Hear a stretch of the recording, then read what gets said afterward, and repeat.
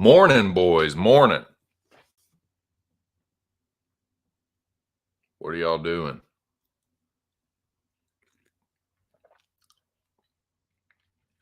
Good fucking morning. Or afternoon or evening. Whichever the case may be. Welcome to the UFC Vegas 71 weigh-in show. You're listening to Just My 2 Cents. It is April. It is the 21st of April, and it is 2023. That's where we are in time right now, boys. Hope y'all are doing well. It's Friday. It's another weigh-in show. I'm excited for these weigh-ins. I'm pretty excited for these fights. There's a couple fights that I'm pretty pumped about, but overall, this card is just, it's a card. It's a card in a world. So, but we got fights. There's a big boxing fight this weekend. Talk a little bit about that. But this show is mostly going to be covering the weigh-ins. We're going to talk about the fights themselves. I'll give you my picks for the fights, my predictions. I did get a little action in, so we'll do some betting talk. When the weigh-ins conclude, or at the latter part of the weigh-ins, I'm going to do live stare-down reactions. I will be reacting to the weigh-ins as the fighters get on the scales, and I'll give you the results and who I think looks good and who I think looks bad. And yeah, that's what the weigh-in show is. So welcome. Hope y'all are doing well. I'm still half here. I haven't really had my coffee this morning. I've barely had my fucking pot. So I'm just having a casual toke here. Trying to get warmed up and get into this stream, man. Hope y'all have had a good week. Hope it's the end of the work week or close to it for y'all. What up, Zach? You fucking jagaloon. What are you doing? How's everything in them damn Smoky Mountains? Morning. Cheers.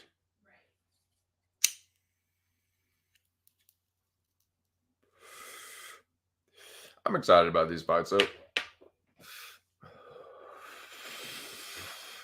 For the most part. They're not like very good, but there's a couple that I'm ready for. But the card overall is not really that strong. For a casual fan, why would you fucking bother? If you're a casual fan, who knows if you're even signed up for ESPN Plus? Why would you for this card? Really only the main event. Like, Bruno Tavares is all right. What's the other one that's all right? Simmelsberger Wells is a pretty good fight. Those are decent fights. Like, main card's okay, but overall, it's C minus D territory for me. I wouldn't necessarily say that, Zach. I think that's a bit of a mischaracterization. You do the Lord's work.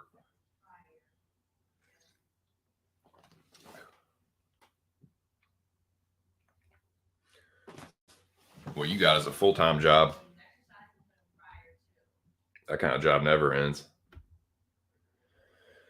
So, yeah, man. Got UFC fights. Got a big old boxing bout. I'm going to talk about that. Got about a little over 20 minutes before the weigh-in start. Before we do that, I want to make an announcement. Well, an announcement and sort of a recap and just kind of give my little 2 cents on a stream that I saw recently, because that's the name of the game. Shout out to the Rabid Dog, Mr. Arkansas. I watched Ark's latest stream. And if you guys saw that, y'all already know what the deal is. But if you didn't, I'd recommend you go checking it out. As I always say, I can't really do that channel justice as far as like recreating the energy and the feel of it. But I'll just tell you what I thought about it. And it somewhat involves me. So I just want to get my thoughts on that, and then we can get to the weigh-ins. But yeah, shout out to the Rabid Dog, Mr. Arkansas. I thought his last stream was a good one. Shout out to him and your official Mecha 10 champion, irregardless, aka Labyrinth / UFC Breakdown. That's the name of his channel. Make sure you subscribe to that. Check it out. But yeah, man, good stream. I'm glad that was able to be worked out. Shout out to Ark for letting Ear come on there and speak his piece. And for Ear, shout out to him for kind of realizing what the situation was, and shout out to both of them for working it out like men. So yeah, good stream. I liked to see that chapter like of the Mecha put to bed. The season's officially over. Ear's your champion, and it was a good stream. So yeah, once again, put this up there. But yeah, if you haven't seen that stream, go check it out. It's a good one. You get to hear from your Mecha champion and the host with the most. Kind of put the final stamp on season 10. Boys, I got a new chillin', man. Hope everyone had a good 420. I was in line waiting to go into the bench. And dude, they came by and they were handing out free chillums, dude. Nothing crazy about it. There's like the designs and The glass isn't like crazy, but it's a functional glass chillum that's bigger than my one hitter. So this is the new piece, man. This is the new stream piece until further notice. So cheers, boys. Cheers. Shout out to the Mega Champion. Shout out to the host with the most. Check out that stream. But yeah, as far as I didn't really have a role in that, really, it was more just kind of making it clear that there's no controversy with that season. Ear is the official champion. Now, as far as what had been talked about regarding May 6th, I've DM'd Ear. So Ear, if you get this, check your DMs. And if you haven't seen him by now, you'll pretty much know what this is about. I am of the mind that May 6th should be tabled, if not canceled. And if it does go down, because I don't want anybody like, oh, 2 cents is like going to welch on this bet. Nah. No. What I'm saying is, I think that it should be tabled, postponed. I don't know if this is going to happen or not, but if ARC brings back ARC FC, that's what I think would be the most appropriate time to have that matchup, that head-to-head. You know, that would kind of be a good, appropriate place to do that. I mean, I guess if you still want to do it, we can. But just let me make it clear, it has nothing to do with Mecca. It'll just be like a head-to-head bet, $20 or something, I think is what we said. But yeah, just let me know what you think. But yeah, once again, for the record, a big if, I would rather just scrap it and then just say, hey, let's put that matchup back together. If ARC does ARC FC, whatever. But if everyone's if Ear and I don't want people fucking saying, oh, you're welching or you're fucking backing down or whatever. Just want to make that clear. Just let me know. Whatever's clever. But yeah, it has nothing to do with Mecha 10. That's over. Ear's your champion. Shout out to Ear and Arc. So, where are we at? Just over 15 minutes till these weigh-ins start. What up, Jackie boy? What up, Bo?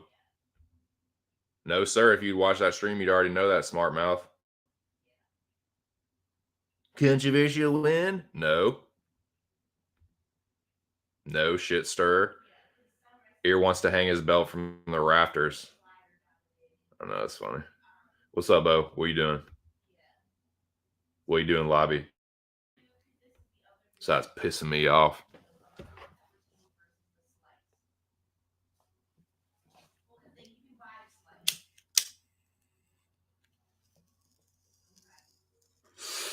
Yeah, I love this new chillin', man. It's not so much a one hitter as like, it's not really a huge chillum. It's like halfway between. I mean, I'm talking about those fat chillums where it's pretty much like a mini bowl, just with no carb on it. This is a little closer to a one hitter. I'd say this is more like a big glass one hitter, kind of more like a 3-hitter, 3-4 hitter.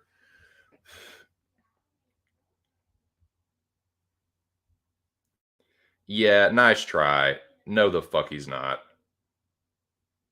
No, the fuck he's not. I know you're just trying to wind me up. And I know you're on Garcia, too. I know you're on Garcia. You don't even have to tell me.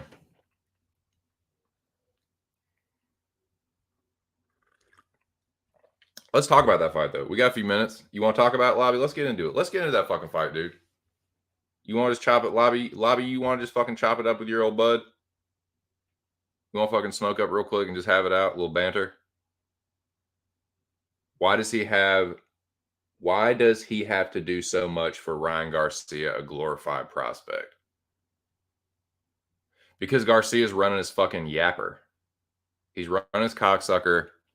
He's talking crazy about what he's going to do. And his toughest fight has been Luke Campbell, a dude that's not known for his power, that fucking sat him on his bum. So yeah, he's talking crazy. This is a big ass fight. This is actually an awesome fight. People are talking like, I'm not saying people are talking shit about it. Most people recognize that this is awesome. There's what Tank's regular WBA lightweight on the line, I believe. It doesn't really matter. Devin Haney is the undisputed lightweight champion. They did this weird shit with the WBC and the franchise saying him and Lomachenko are going to fight here soon. That will kind of be put to bed. Like, he'll be unquestionable WBC champion when he beats Loma. I just say that to say, like, yeah, I think officially Tank's WBA regular that he never lost is on the line, but because Teofimo Lopez had the WB, Tank and Teofimo never fought. Just so people know that. Tank had the WBA belt is fractured. So you have the WBA regular and the WBA super. The WBA super is like technically the overlord champ. So they don't necessarily have to take a mandatory. They can kind of like pick their own mandatory and kind of do what they choose. Do what they please. Tank's never lost that WBA regular though. So he is technically a champion. Like, he's one that has one of the 4 belts, but because Devin Haney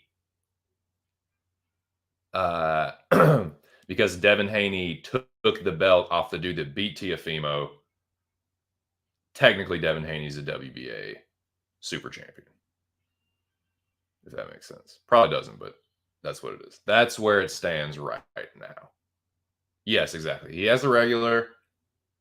It doesn't really matter as far as my point is, the belt itself in this fight doesn't really matter. It's the fight itself. It's fucking sweet. These are 2 of the better, if not the best, lightweights. I'd say Tank, in my opinion, Tank is the best lightweight. I think we're going to see that in this fight. No one is really going to be able to say exactly who's the best. Like, I think Tank is better than everyone that Devin Haney's beaten.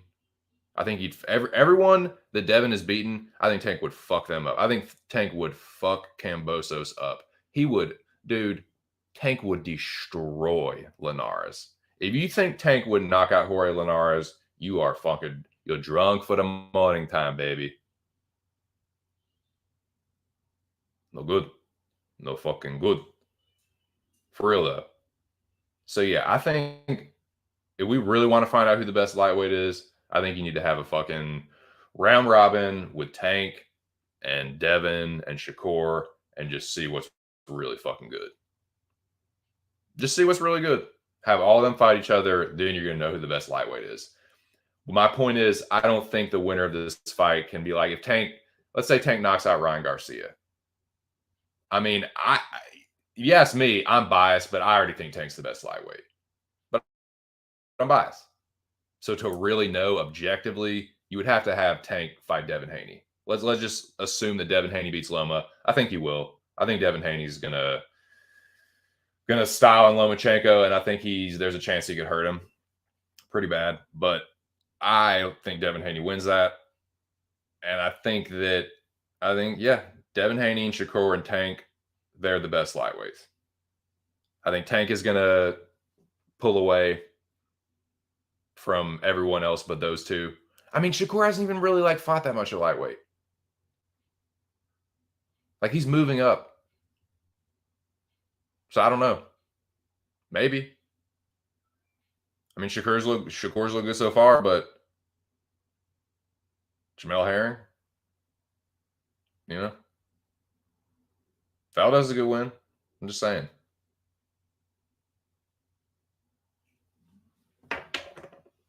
But yeah, let's talk about. We got 10 minutes. Lobby. What do you think about this fight?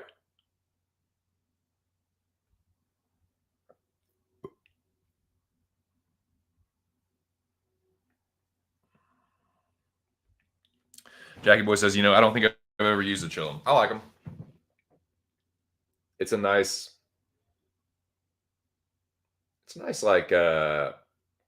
piece to use at a festival.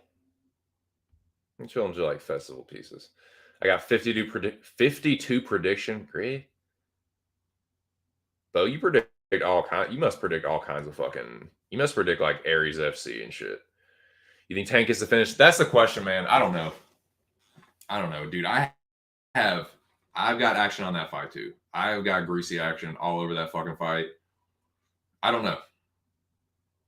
I think Tank wins the fight, but I'm waffling on whether he gets the KO. Kind of waffling.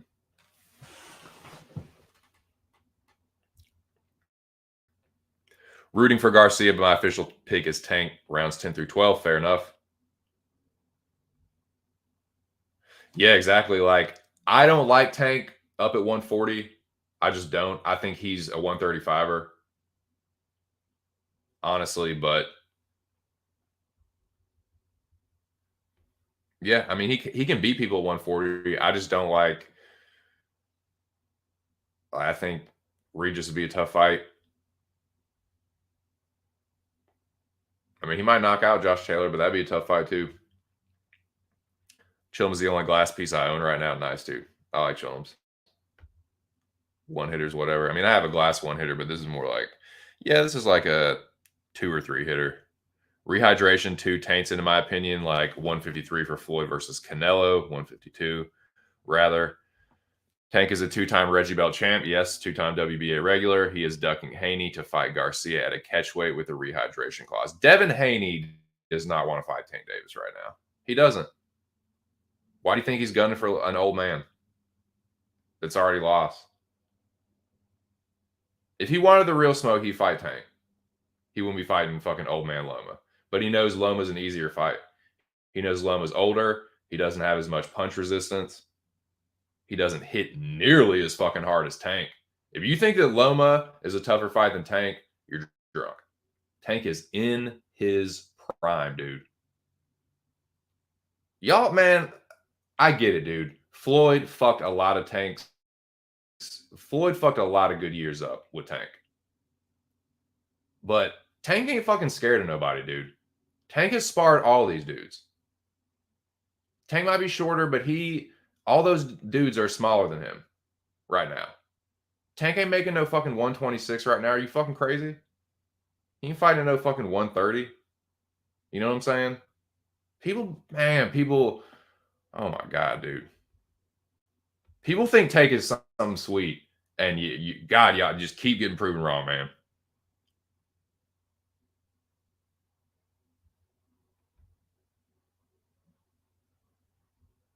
Of course you would, hipster. Of course you would.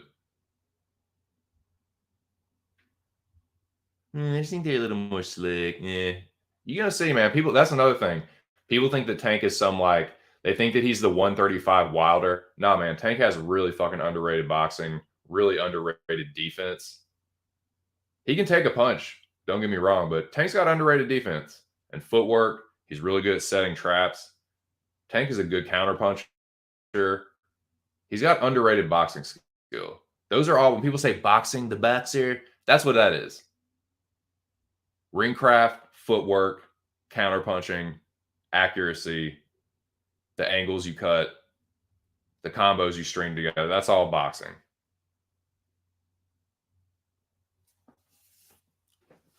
Tank's got better footwork. He's got more power. Ryan probably has a little bit more speed, but Tank's not slow. Tank is not fucking slow. Counterpunching's about even. Garcia is a good counterpuncher. I'll give him that. So is Tank. Tank's got way better footwork, way better chin, way better defense. Tank's going to fuck Garcia up. Dude doesn't move his head. You give Tank enough time to set some traps, you will fall into that motherfucker. Because Tank, he will get hit. And then people are like, oh, I got him now. Then you fall into the trap. People start thinking they can press Tank and box on the inside with him and start to bully him. And then bada bing, bada boom. I don't know, man. I will give Garcia credit. I just don't know. I'm not going to say that Tank just sparks him out early, and I'm still kind of on the fence whether he knocks him out at all, but he is going to hurt Garcia at some point for sure. He is going to get knocked down at least once. I'm not saying putting it out there that he's going to get knocked out yet. I haven't quite gotten to that point. But he is going to get hurt. He doesn't move his head enough. If a dude like Luke Campbell is flattening you like that, oh my God, if Tank lands clean with something nasty, not going to be good.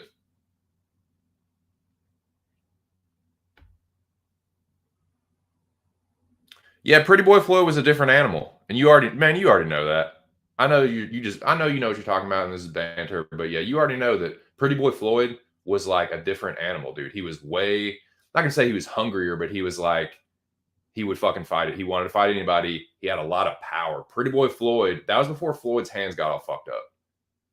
I mean, he would still break his hands and stuff, but that was when he wouldn't give a fuck, and he'd bite down on his mouthpiece and he was knocking people out. Like Pretty Boy Floyd was knocking people out. And then his hands got a little, let's say brittle, but yeah, I mean, kind of for a boxer, not for a normal human, but for a boxer, yeah, Floyd's kind of got brittle hands. Like he can hit hard, but his hands, can't always stand up to it. And he's broken his hands a few times, and he dings them a lot, and yeah. So he kind of had to switch his style up. He switched his style up, and then he kind of switched his persona up. He did that to kind of, I don't want to spend too much time talking about Floyd, but he switched his style up. He switched his attitude up. He kind of turned heel. When he turned to Money Mayweather, that's heel Floyd,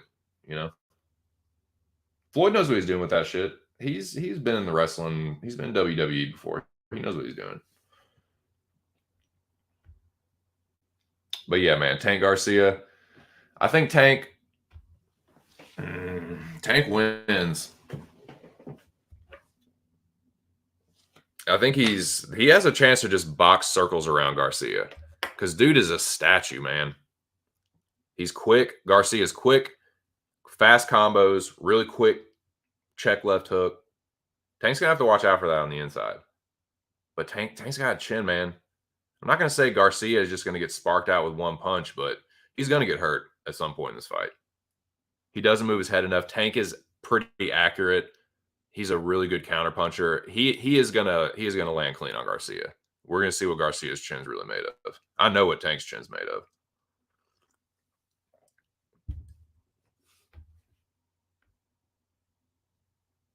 And that's the other thing. Fighting Haney and Shakur, I'm not worried about Devin Haney's power versus Tank. Shakur, maybe a little bit more, but he's a boxer too.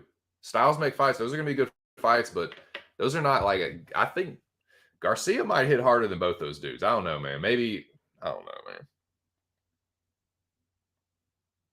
Devin Haney should have knocked out Linares. He was closer to getting knocked out in that fight. If that's Tank, man, please. All right, about to start these weigh-ins, man. I'll be with you in a second. All right.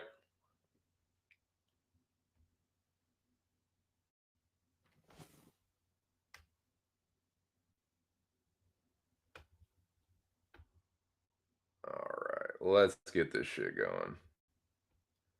And yeah, hold on, let me switch this over. But yeah, one more time, man. Shout out to the Rabbit Dog, Mr. Arkansas. Shout out to your Mecha 10 champion, irregardless. Check that last stream out.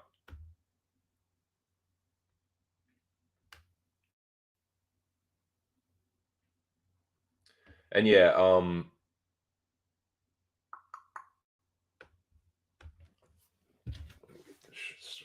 here.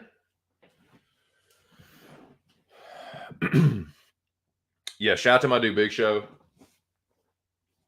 When money gets tight, StreamYard Basic is the first thing to go. Motherfuckers $25 a month. And yeah, unfortunately with the free plan, I can't do overlays. So that's why I don't have it for the time being.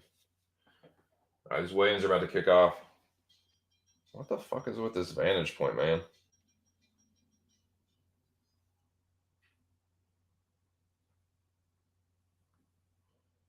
All right, shout out to MMA Junkie too. That's the stream I'm watching.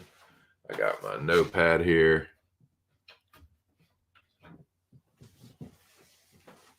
Yeah, if I was y'all, man, do your tape study, Watch your interviews.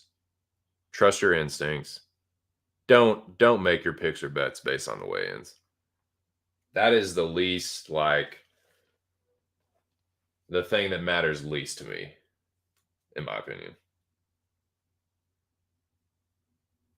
Just the better fighter will win.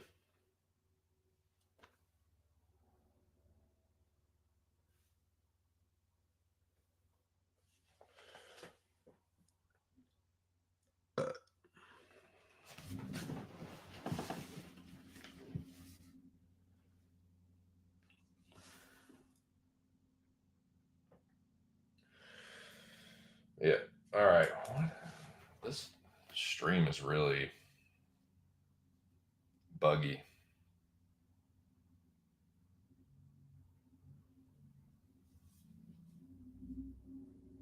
What the fuck?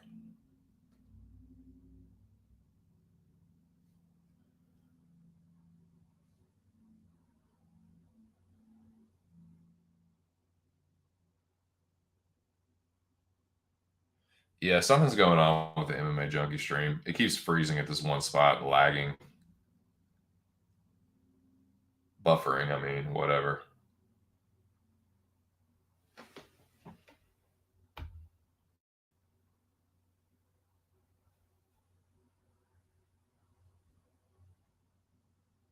Later, Jackie boy.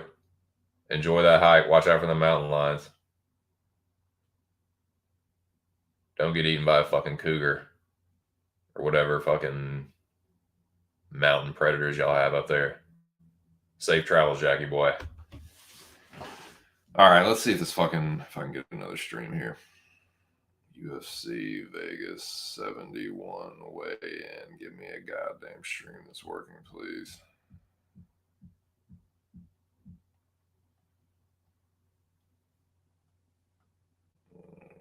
Fuck.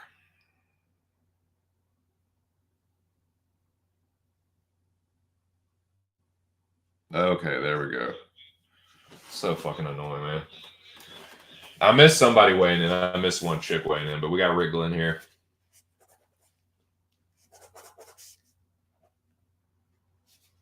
Rick Glenn looks a little rough.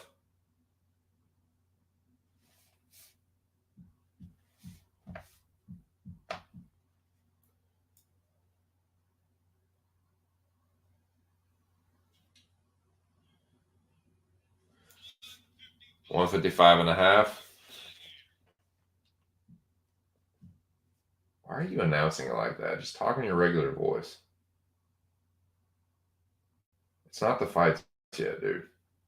155.5 for the Gladiator, Montel Jackson. Like, dude, relax. It's the weigh-ins. Too early for that. 136. Jackson. He looks all right. He looks all right.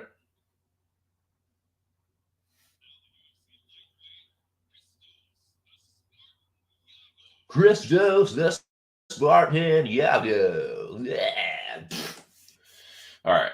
God, I can't stand that fucking kind of voice. All right. Yeah, it's so fucking phony. All right.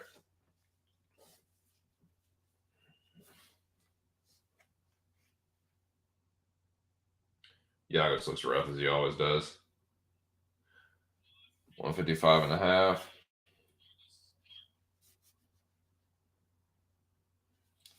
Yeah, Jackson looks good. I would say, yeah, I'm leaving him neutral. You can say he looks good. I don't think he looks bad at all.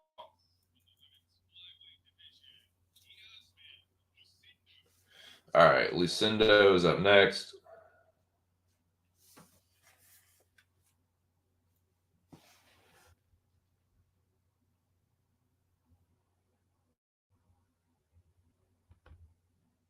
You are. I don't know why you ask me questions about shit that you already know whether you're doing it or not.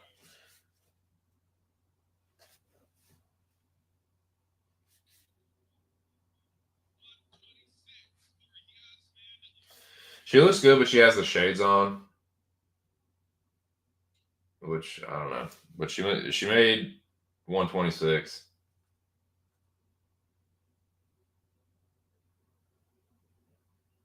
We got Silva,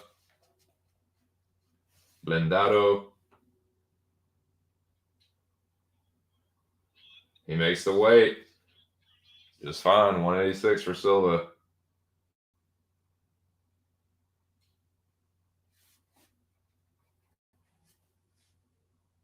Leaving him in neutral. Looked like he may have had a not the best cut, but he made the weight. Junior Tafa, the debut of one of the best heavyweight in history's brother.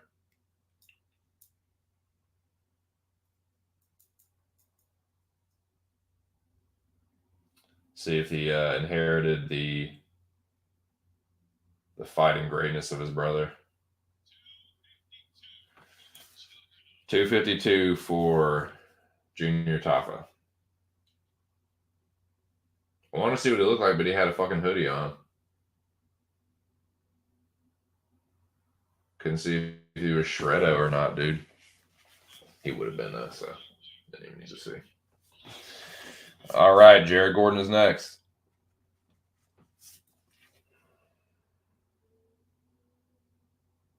He looks way better at 155 than he did at 145. Say he looks good. Say Gordon looks good. 155 and a half.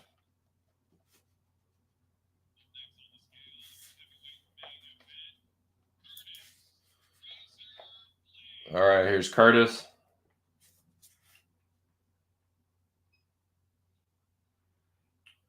Curtis looks good. He usually does on scales.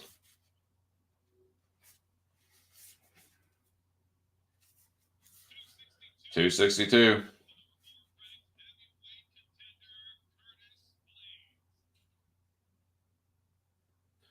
don't think Curtis has to cut a ton. I think that's close to what he walks around at. He probably like 270 something, 275 maybe. I don't think he has to cut a ton of weight. Like 10 pounds or something. So yeah, Curtis is like a natural, like bigger heavyweight, in my opinion. Jeremiah Wells is up next. You want to talk about Shreddo doggy? For a 36-year-old man, he is ripped.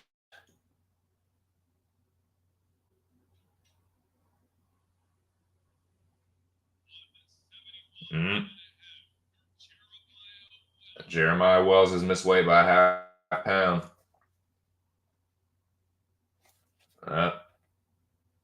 He just realized. Let's see. Let's fucking. You don't have to get buck naked. So we got our first miss. Unless he fucking. Dude, I looked this up out of curiosity the last time, or the last card, or whatever, because a couple people were close to missing weight. Boxer briefs weigh like a matter of ounces. So we'll see. We'll see here. He might still miss the weight, is what I'm saying. But he's got the hurting curtain out. Let's see what happens.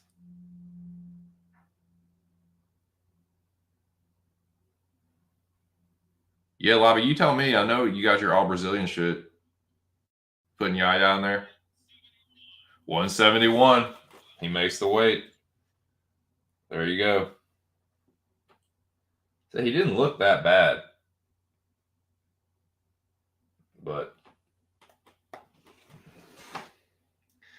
yeah, it's a little weird. And stuff definitely a little weird.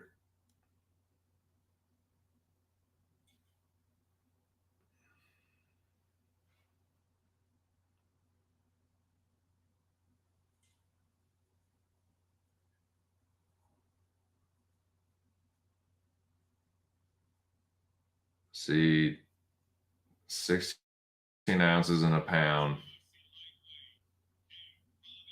So that means his fucking trousers were 8 ounces. Exactly.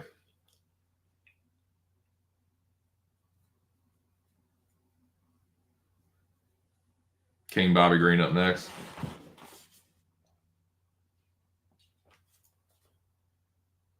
God. Bobby Green's missed weight too. Bobby Green about to fucking drop trial as well. Good God, boys, what in the fuck is going on here? All right.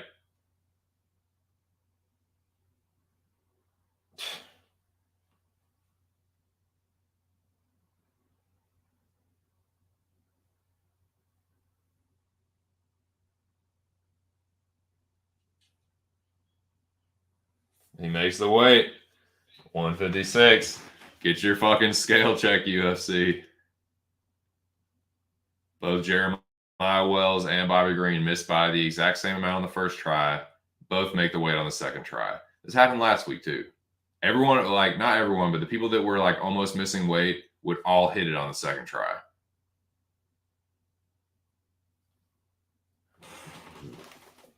But yeah, Green looks pretty good. Both Wells and Green looked good. And it didn't look like they were super drained and crazy looking. It just, that was weird.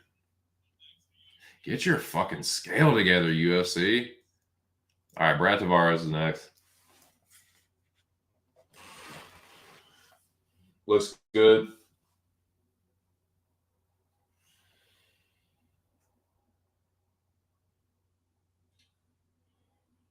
$185. Brad Tavares is another guy. Like, I don't think he cuts a ton. I think he probably walks around like 200 pounds, you know.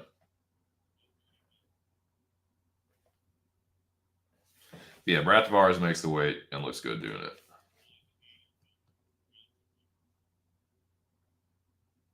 God, this announcer is fucking killing me, dude.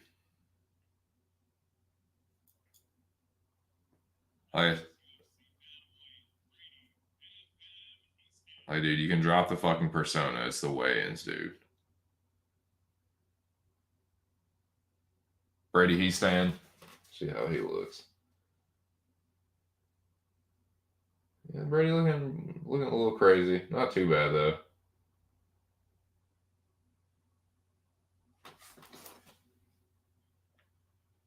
Again, man. This is something with the scale, man. They're all missing by it. This is, and he'll make it. Watch, he'll make the shit. Brady, he's standing about to make 136. The scale is off or something, but it's not electronic. I just, what the fuck, dude? Recalibrate that shit, man.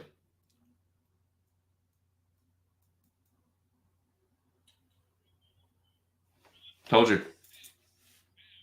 Fucking told you. I thought Brady looked kind of rough, though. Honestly.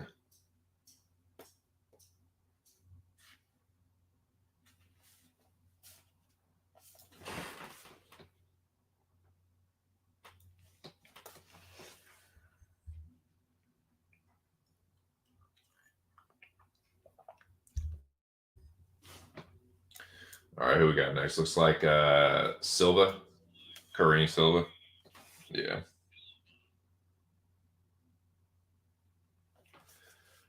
Karini Killer Silva with a just insane fucking fro, dude.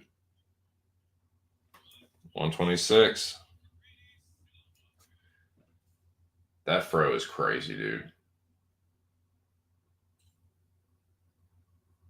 That is like a fucking Mars Volta Bruno Mars.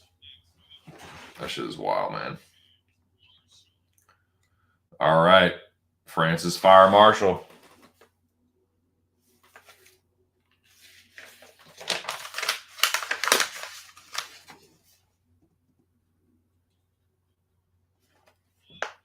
$146. Looks sharp. Bada bing, bada boom. Just like that, man.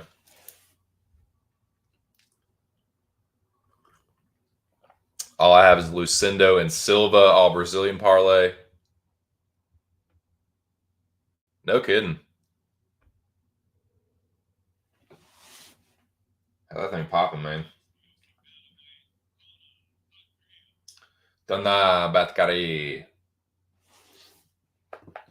Mangarian. Tadamashi wall. Let's see what he weighs.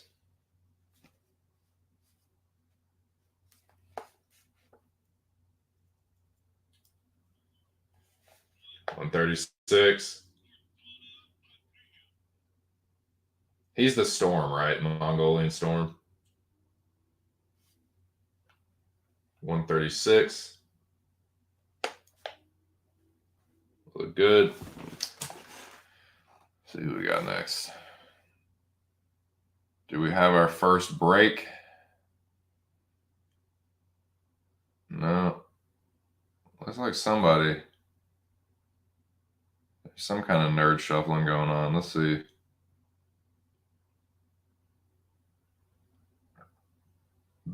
The officials are being called over. Okay, everyone's huddling up. It's fucking looks like we got a break.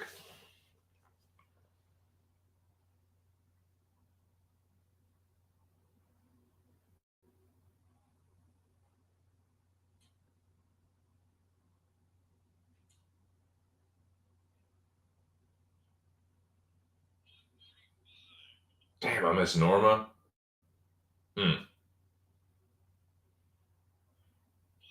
All right, I missed Yaya.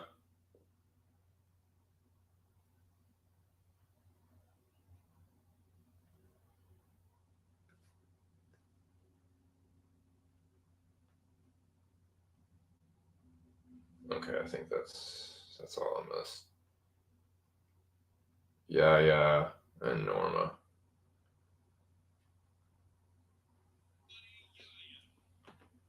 Yaya looks fine though. I mean, he's pushing 40, dude. Like, what are you?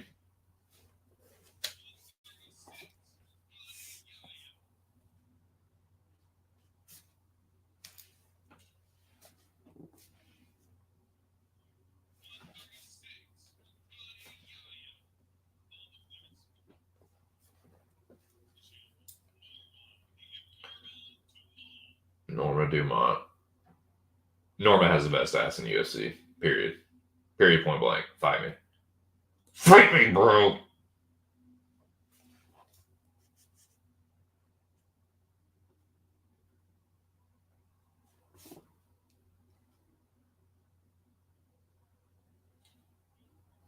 $145.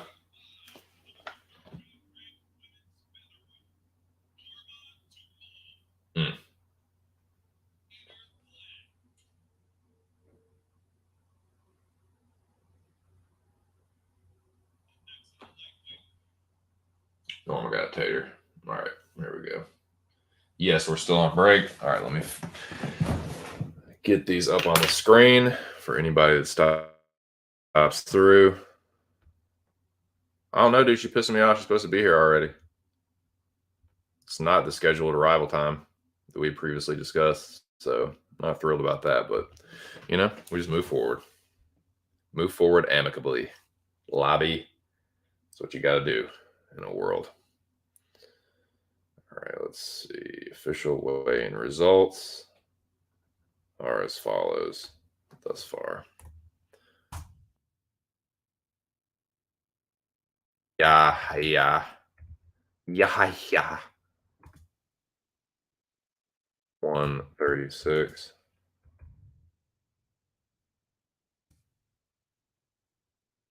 Big Booty Judy is 145. Rick Glenn, not Ricky Glenn. I tell you what your name is, Rick Glenn. You don't ever change it because Rick sounds better than Ricky. Ricky Glenn sounds like a fucking 12-year-old. You know, you're a grown man. Just Rick was fine. I don't know what the deal is with that, but yeah, Ricky Glenn, I guess, 155 and a half. Montel Jackson is 136. Christos Giagos. Christos Giagos. He weighs 155 and a half. 155 and a half. Lucindo is 126. Bruno because there's more than one Silva. I'll just put Bruno. It's 186 Blindado. And your Tafa is 252. Jared Gordon is 155.5. Curtis Blades is 262. Jeremiah Wells is 171. It was weird that it was 3 in a row, too. Well, no, it wasn't 3 in a row. It wasn't. But that's weird, though, man. They all missed by a half pound, all got on the scale, or all got behind the curtain and made it.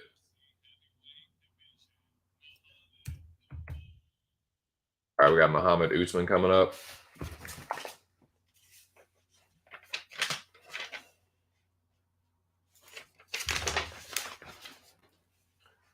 Looks sharp. Has a crazy, wild-eyed stare in his eye, but 239.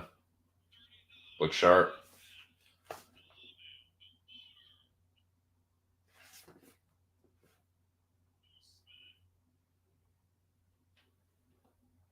I don't think he blinked when he was up there. I don't think his eyes blinked. So crazy, like 1,000-yard stare, just like wide-eyed as shit. Wild looking. All right. Let's see. I think, and yeah, we're back to the lull, boys. So we can fill these in. Bobby Green, 156.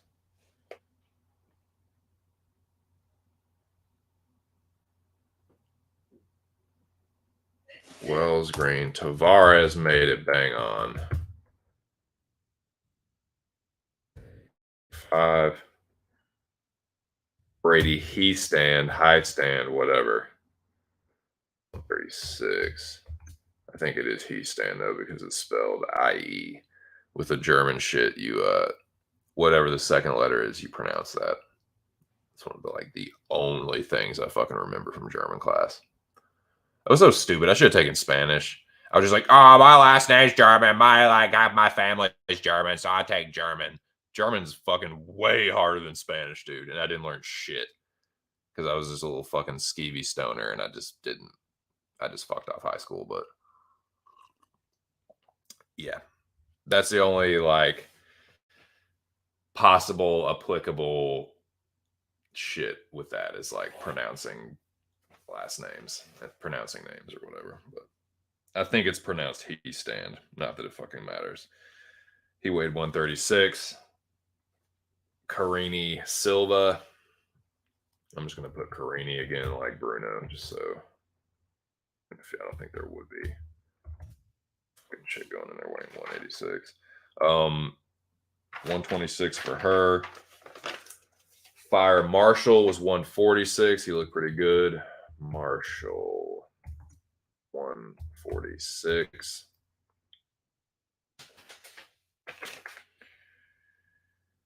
Dana at Gary weighed 136, and Muhammad Usman was 239. That's where we're at. That's where it stands right now, gentlemen.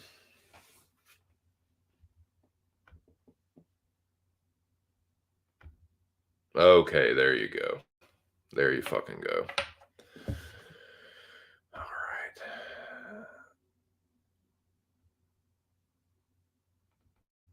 God damn it, I forgot to put those avatars up. Son of a bitch. This is who I think is looking good so far.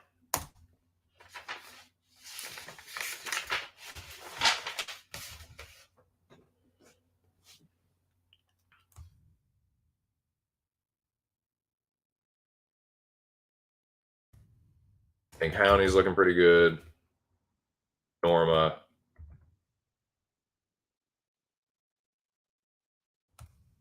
Montel.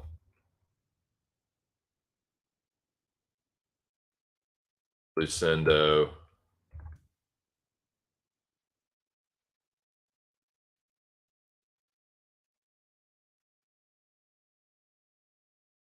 Yasamin. Yasamin. Yasamin.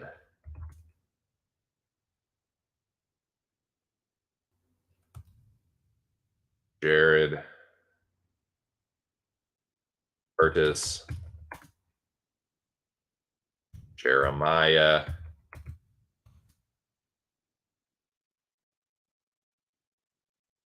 Robert Green.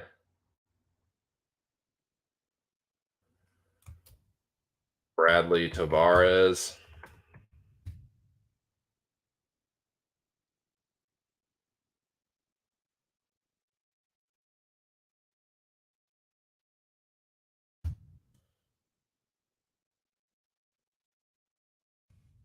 Greeny.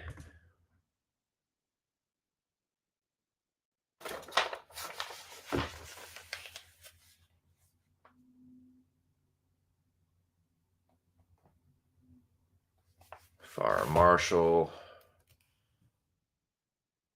Francis. Dana. Oh. Hammond. Please. Is it? Or is it? I think it's an A. Odd. Save. I thought all these fighters look pretty good. Me personally.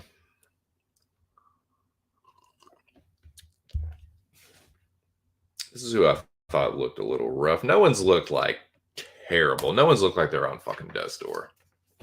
Honestly, a couple people, it's like couldn't really tell. Like Tafa had his fucking hoodie on. Yasmin had the fucking shades on. It's like, okay, it's gonna make it difficult for me, huh? Trying to run a show here and you just can't even make it easier on me. Oh well. A couple people will be left in neutral, just like take it or leave it. Like Silva, Bruno Silva. It's like, man, he looked all right. Didn't look terrible. Didn't look like incredible. He definitely cuts a lot of weight, but didn't think he looked too bad, all things considered. Thought Rick Glenn looked rough. Ricky Glenn.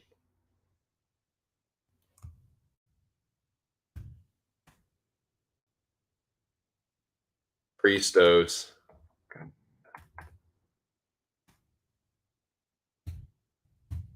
Christos looked rough to me. Brady looked a little rough to me. That's it. Like I said, Tafa, kind of hard to tell.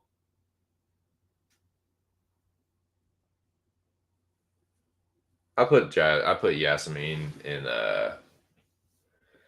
the sharp just because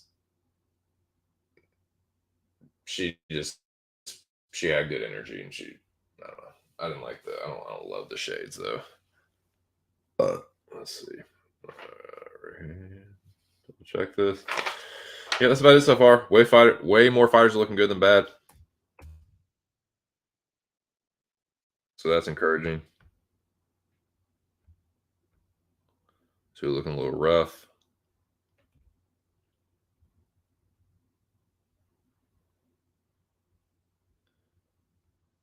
Some motorboat. Yeah, Cachoeira will probably miss weight. Look like shit. No, she'll probably need the curtain though. Watch.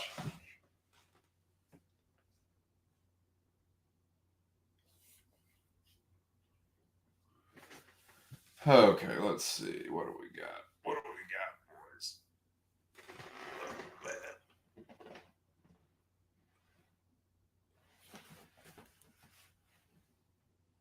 Well, lobby.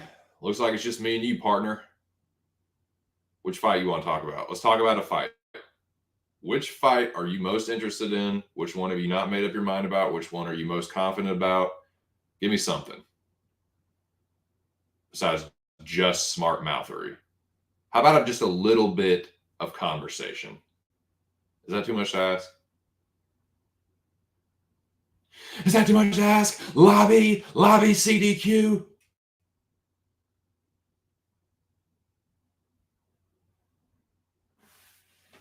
What do you think about that fight? What do you think about Usman and Tafa? That's one of the tougher fights, honestly, to predict. Tafa's a way better striker, but that doesn't mean that Usman won't uncork some crazy, wild overhand and just starch him. Because Tafa's defense really isn't there. But he's better offensively, honestly. I said, Usman got fucking clubbed and subbed by Sales. If Tafa hurts him, he probably just knock him the fuck out. But I don't really think Usman is that incredible a fighter. I think more it's just like Pagua is just kind of fraudulent and he's kind of a jabroni. So yeah, I think that's an impressive knockout for Usman for sure. But Tafa's a better striker. I think he's probably knocked out. But if Usman grapples, man, I don't know. I haven't really seen Tafa grapple that much, and I have to assume that Usman's a better wrestler. See, if it's tough, man. I think it kind of depends on how Usman approaches the fight, honestly. Like if he sells out for the grappling and gets it, I think he wins. If he doesn't, I think he's probably gonna get sparked. And there's always a chance that he, hauls off and fucking slumps Tafa, but because his, I don't know, man, you can't really compare the brothers and their like durability. That's just kind of stupid, but I don't know, man. Leaning Tafa. Leaning Tafa.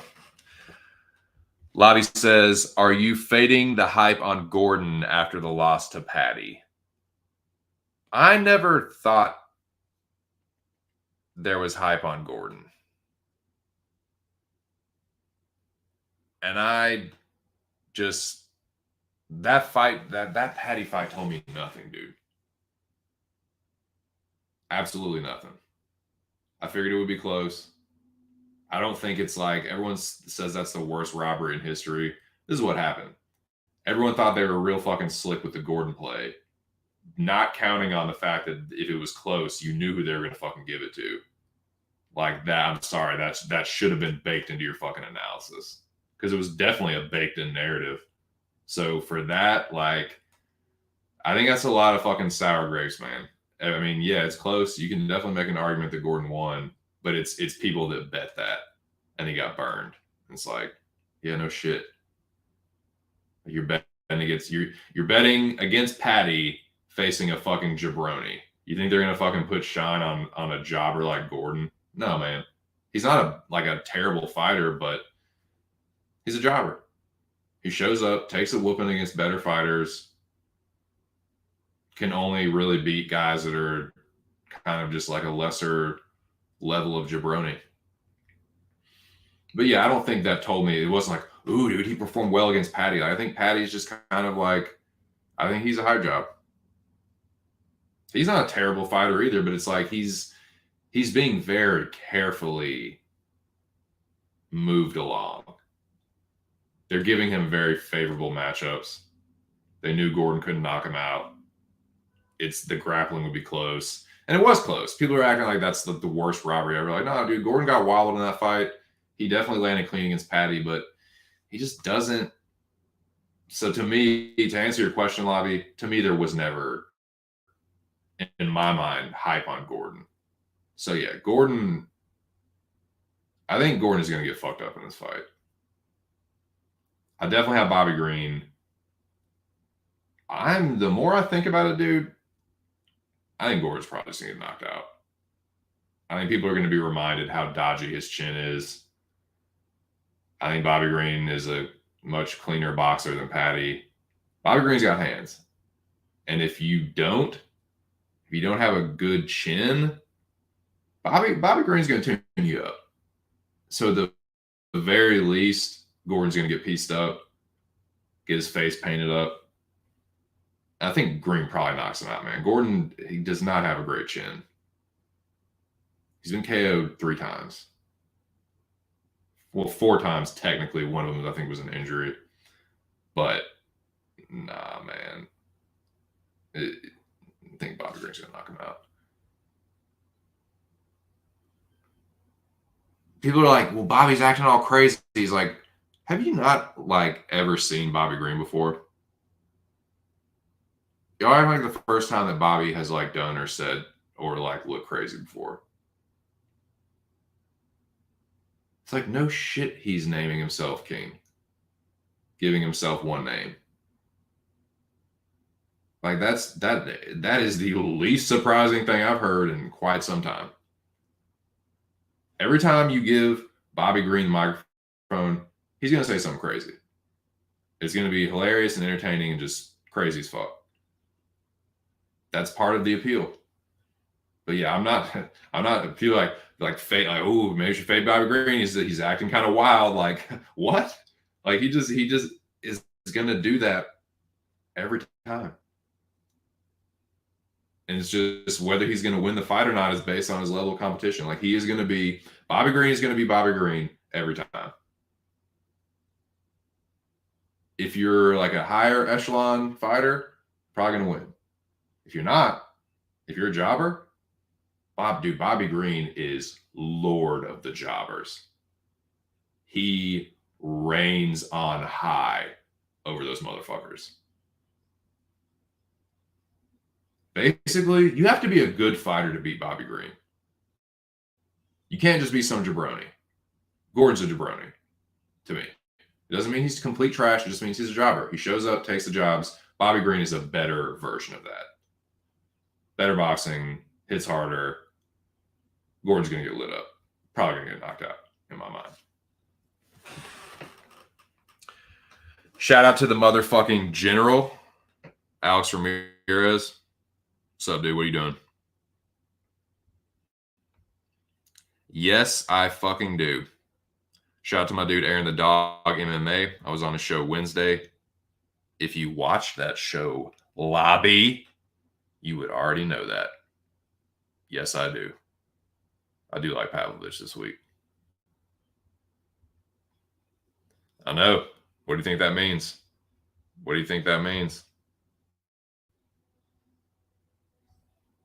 Yeah, that's a jobber's record. Now, I'm not saying Gordon is like a straight down the middle. He's not a high-end jobber. He's not a low-end jobber. He's just a fucking jobber. He shows up, takes the jobs against the fucking dudes that are barely UFC level or like really fraudulent. He can beat them. High-end jobbers like Green, they usually get the better of him. Again, way high. Like, you see what happens when he fights like the upper tier. He gets smoked. But yeah, I think everyone's like, oh, dude, Bobby Green took all this fucking dude. Let Jared Gordon stand toe-to-toe with Drew Dober, and you fucking see how long that lasts. But yeah, start a timer and see how long that motherfucker lasts. Jared Gordon fighting Drew Dober like Bobby Green did. It ain't going to last a fucking minute, let alone a round.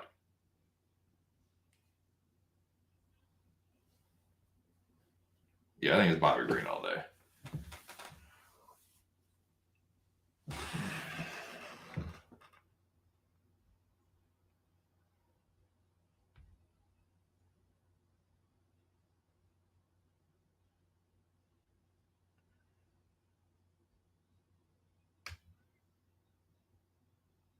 How about another fight? Lobby?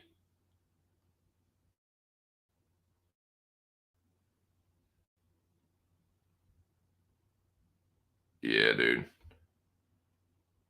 I'm still like fucking half awake, man.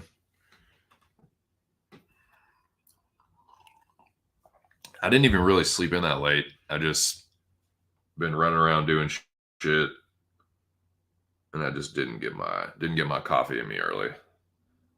So I could still feel a little zombified, dude. Speaking of zombies, man, still waiting on Zombie Girl to weigh in. Let's go through and see who is yet to weigh in. I'll put that up. Give me another fight. Someone lobby. Alex, what's another fight you want to talk about? Welcome to the weigh-in show if you're just joining me. Got a little lull in the action, so I'm just kind of going through some of the fights, talking about them. I definitely have a little bit of grease that I'm going to talk about, and we can all laugh at. And then the stare downs will happen eventually. I'm gonna give you my live stare down reactions when that happens.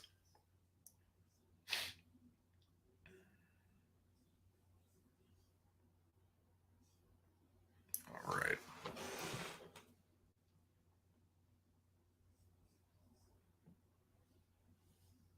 MMA junkie.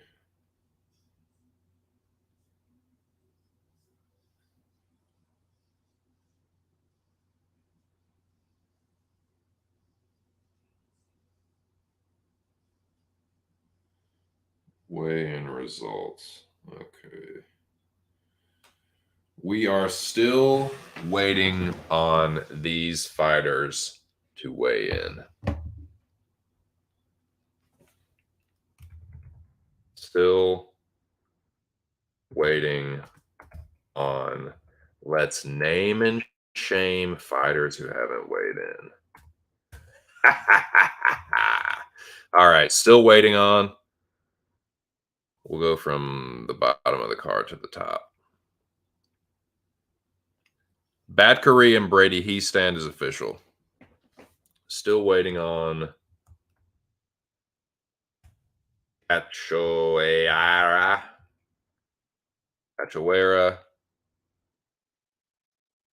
Gomez. William Gomez fighting Francis Fire Marshall. Junior Tafa and Mohammed Usman is official. Big Booty Judy and I missed Carol Hosaway, and I need to go back and watch that. Carol Hosaway then. Montel Jackson and Hani Hiaya is official. Yagos Ricky Glenn is official. So the only people on the prelim cards yet to weigh in are Priscilla and William. I missed Semi the Jedi. How the fuck am I missing these, man? Still waiting on Brogan and Pavlovich. That's all we're waiting on. What the fuck, man? They must have been the first couple fighters when the stream was glitching out. Because there's no way, dude. I've had the stream on the entire time since then. So I know I didn't just fucking miss them, me being a dumbass. I think it was just, yeah, I'm gonna have to go back to another stream and check that.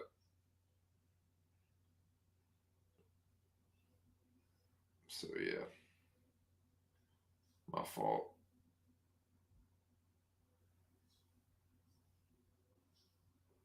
Yeah, there's no way.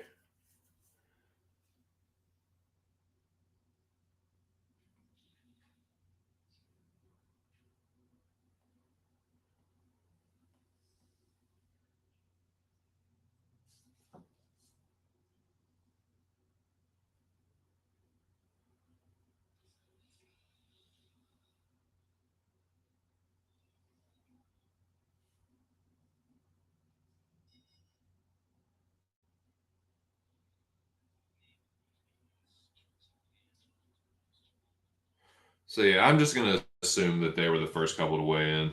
So I'll just plug them in and I'll check it out here in a second. It's pretty gay. MMA, what did I say? MMA Weekly. MMA Weekly. Watch their fucking stream. How about that? How about MMA Weekly?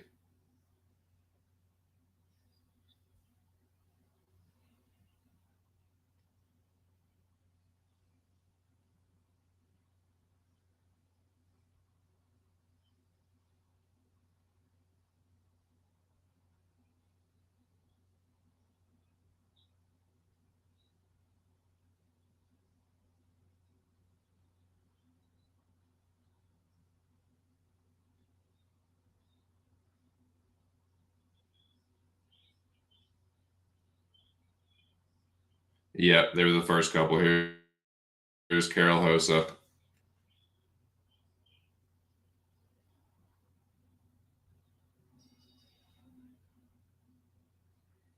Carol looks good.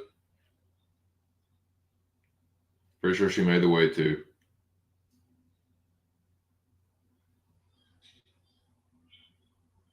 $144.5 for Hosa.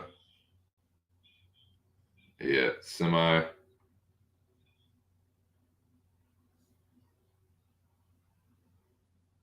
It's a little grainy. The MMA weekly stream is a little grainier. At least they fucking have this shit.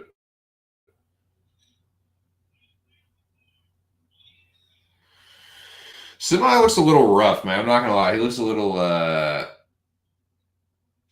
like fuck, that weight cut sucked.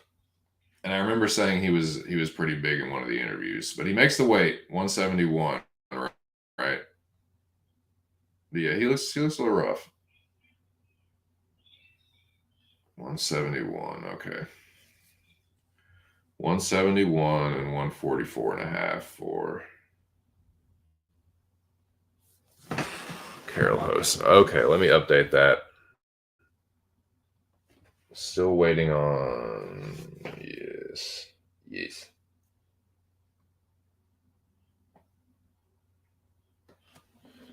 Cachoeira, Gomez, Bragan Walker, and Sergey Pavlovich.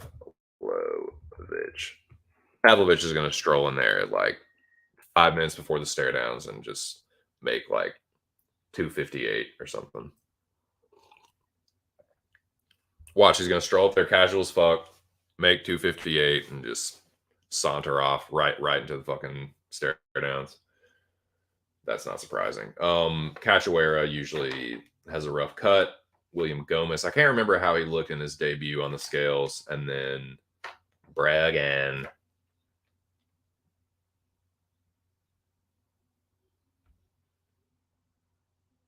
Brogan has that sorority whore energy.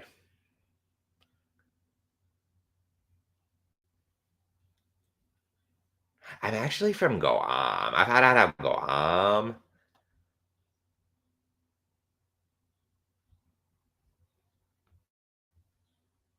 So yeah, this is who we're waiting on, boys. 4 fighters, 2 on the prelims, 2 like how is Lucindo and Brogan Walker on the main card? I know this isn't a very stacked event, but Jesus Christ. Have a little self-respect. That's ridiculous. That should be the first fucking card of the fight. The first card of the fight. The first fight of the card. You know what I meant. Like, Dana Brady Heastan is absolutely a better fight than that. Priscilla Cachoeira and Karine Silva is a better fight than that. Both of them have more experience.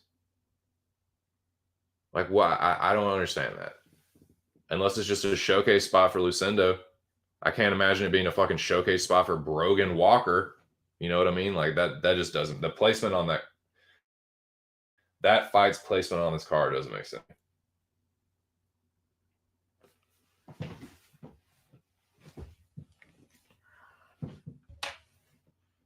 Yeah, let me update this. Okay, got some more action. Here we go. Speak of the devil, it's Brogan. Here we go.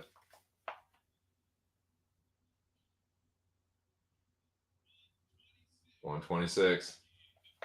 Brogy, Jesus Christ, 126. All right, she looks fine. Thank you so much. Oh my god, thank you. Oh my god, thank you. That's so sweet of you to say that. Yeah. 126 for Walker. All right, so we have. I can update this, and I need to update a couple of them. A couple few of them. All right.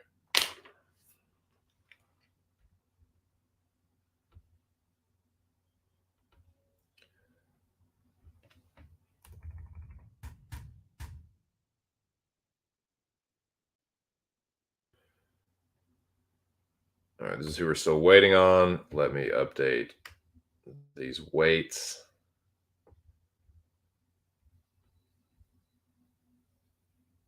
All right. So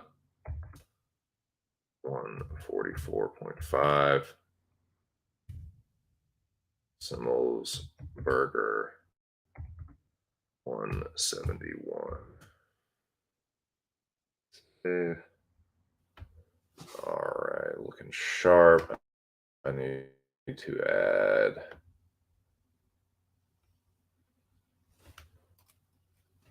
Hosa to this.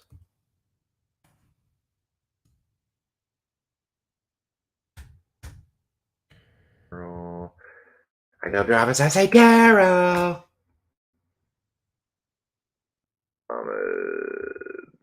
Yes, and I thought Semi looked a little rough, but we can add Bragan. Who the fuck names their kid Brogan? That's so obnoxious, dude. All right. And Matthew looked a little rough.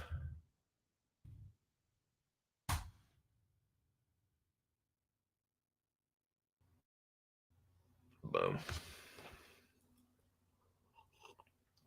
That's what we got so far, gents. Much as I can figure. Oh yeah, I do need to put Brogan on that as well. Usman.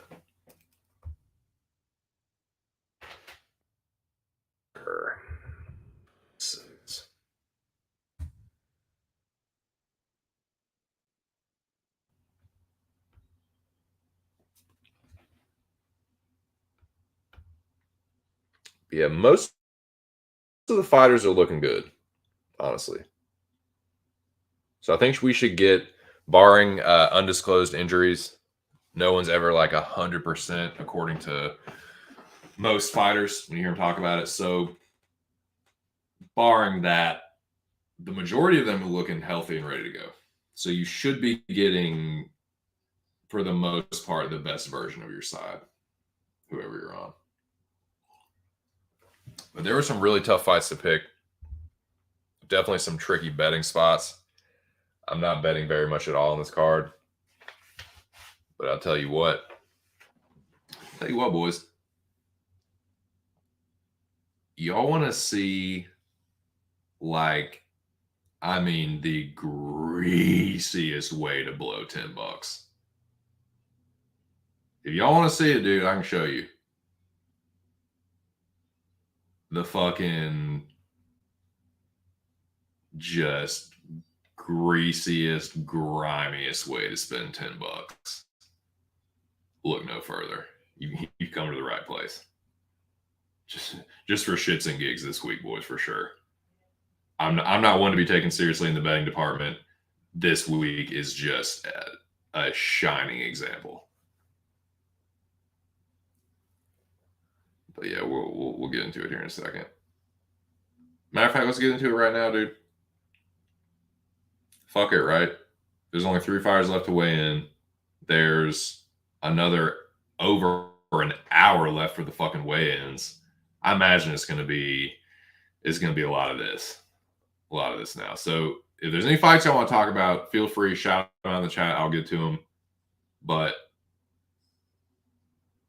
I'll just you know what? I'll just start going through them. I'll go through the card top to bottom, and we'll just kind of talk about, if y'all got action on it, let me know. I'll tell you if I do or not. I'll tell you who I'm picking. We'll just start from bottom to top. We'll work our way up as we wait for these last few fighters to weigh in. Let me banner them up in order, honestly, because this is just annoying me.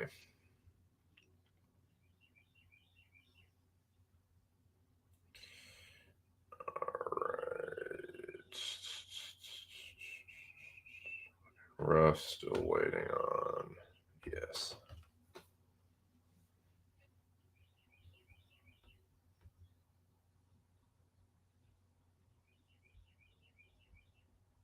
Yes, indeed. Thank you. No, I appreciate you shouting that out. I did get to see them on that. So appreciate it. Foral. Yeah, I need to reload this fucking chill ham, dude.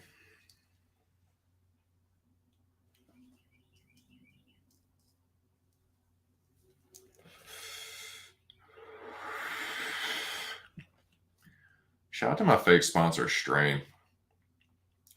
Grew this lovely Joker's candy. Joker's with a Z, not an S. Z's cooler and probably has some kind of copyright purpose to it. But yeah, Joker's candy. It's good. I like the high, I like the body high, I like the head high. It's definitely indica leaning. So I'm glad, dude, if I did not have this coffee, I probably want to go right back to sleep. But I do. So it's a nice little balance. 3 fires left to weigh in. Let's start talking about these fights. I'll tell you if I have action on it. Y'all do the same. We'll have ourselves just a stony old time here. Or not, whatever. We'll talk about them anyway. And reload this thing.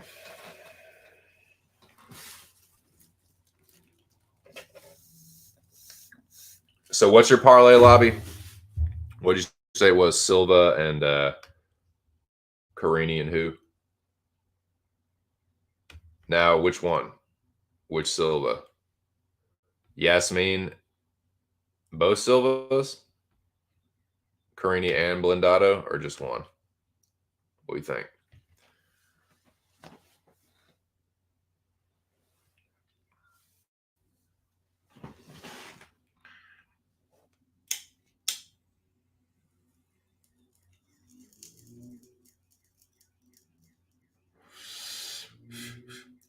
Fucking 3 is like a 4 or 5 hitter. Good God. Still trying to cash this fucking thing. Okay. Right on. Interesting. I'm with you on one of those. I'm with you on one of them. That's got to be tough though, man, right? For you. When it's Brazilian on Brazilian violence. That can't be easy. Hard on a gimmick like that, for sure. And I don't mean gimmick in a bad way. I have a few gimmicks myself. But best of luck to you. I think Lucindo gets it done. I honestly don't. That's the thing. How are they setting Brogan Walker up? I think it's more like doing Lucindo a favor for going out there for getting fed to Hargy like that. But yeah, I don't see. She's young as fuck. They're like, check out this 20, 21-year-old prospect, beat the shit out of this. You know, this is what they're going to be saying during the broadcast. You know, Brogan Walker's actually, I don't know if people know this, but Brogan Walker has a win over Miranda Maverick out of the UA. Y'all know Miranda Maverick, right? Remember her? You're going to hear that a lot. And then Lucinda's going to beat the living fuck out of her. Transfer that, take the Highlander soul, you know, the great legacy of Brogan Walker, and use that as a stepping stone. It's just, I just don't get it, man. That's the only angle I can think of, is they're trying to, it's a showcase spot for Yasmin.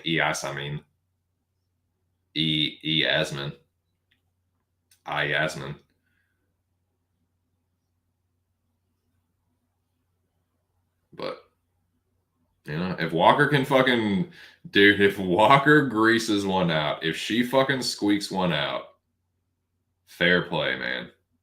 Because that seems like what they're trying to do. She does have way more experience, and she is a black belt, but in MMA, she I've seen her too many times just try and be all cutesy with the Brazilian jiu-jitsu and just end up on her back. And I think that's kind of just where Brogan belongs, just kind of railed out. And it looks like what you're good for. No, I'm just joking around. But yeah, I'm kind of being serious though. I think she's like better suits the world as a mom and just like a, like a loving wife. And I don't think I think she's a fucking not a fucking real fighter. I think she's a martial artist. I love jujitsu. It's my life. Jujitsu is life. I think she's that kind of. I think she's more of that than like a fucking hard nosed fighter. I think Lucinda's gonna beat the shit out of her. I think yeah, on the feet she's gonna get fucked up.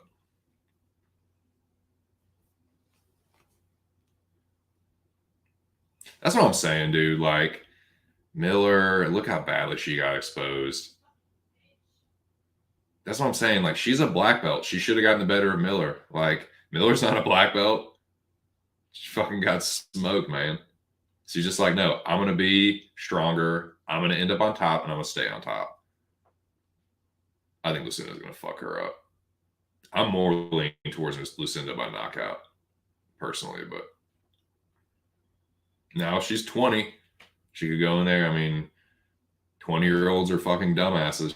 She could go in there and do something stupid, but sans that, I think she's gonna put a whooping on her.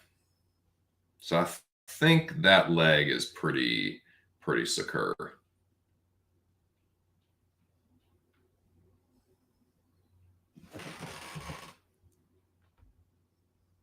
True enough, indeed. But which Brazilian? That is the rub. That is the rub for you, my friend. And yes, completely, dude. Exactly. To your point, that's not good. So let's begin at the beginning. I don't know how this fight is the first one because I can look at two or three fights that should be the opening bout instead of this one. I don't think Dana versus Brady is like a terrible fight, honestly.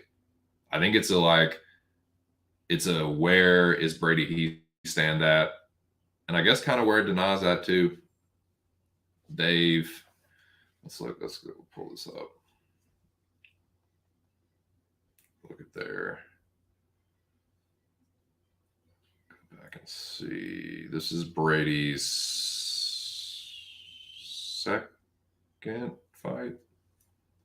I always get the Contenders series fights mixed up and like they start to bleed into the UFC fights. It's like, no, that's not a real UFC fight. That's a fucking tryout. That's a UFC tryout. All right. UFC schedule. I think it's Brady's second official UFC fight, I believe. Which is kind of crazy because he hasn't had that many fights to begin with.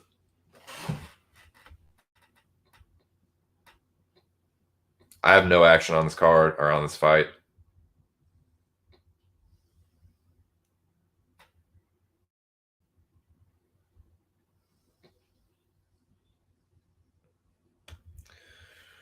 But I'm going to take Dana Batkari. I'm going to take the Mongolian because I think he'd take Brady and tear down his shitty wall. I think if not knock him out, he's going to get hurt at least one point. I think Brady's chin is very dodgy. He has the grappling edge. I just don't know if he's going to have sustained grappling success. Like, it's like Dana's takedown defense is like the fucking best ever, but it's not terrible either. Like, no, it's his second one. Yeah, so okay. That's what it was. I get these fucking jobbers confused. He was on Not Contender Series. He was on the Ultimate Fighter. That's what it was. He had that close fight with Tertios, those are so weird because technically that's the tough finale, but it's a UFC bout. So that was his first fight. That's okay. Yes, this is his third fight. He had that close fight with Tertius where he got fucking dropped. He had that fight with Fernie Garcia where, like, he won, but I don't know, man. Dana is way more dangerous than fucking Fernie Garcia. Certainly more dangerous than Tertius. I think Brady's probably gonna get knocked out here. If Dana wins, I think it's a knockout. So that's what I think that's what I'm going with. I'm not betting this though, because if I do, then Brady will grind out the most boring fucking split you've ever seen in your life, dude. Just wet blanket. You're gonna see that, like, he's gonna have his face mashed up against Dana's back and just like the biggest look of panic, and it'll just be like that for 3 rounds. Brady sweating, like open mouth, like mouth guard about to fall out, just like gasping for air, just hanging on. So that's why I don't want to bet it. But the pick will be Dana by KO.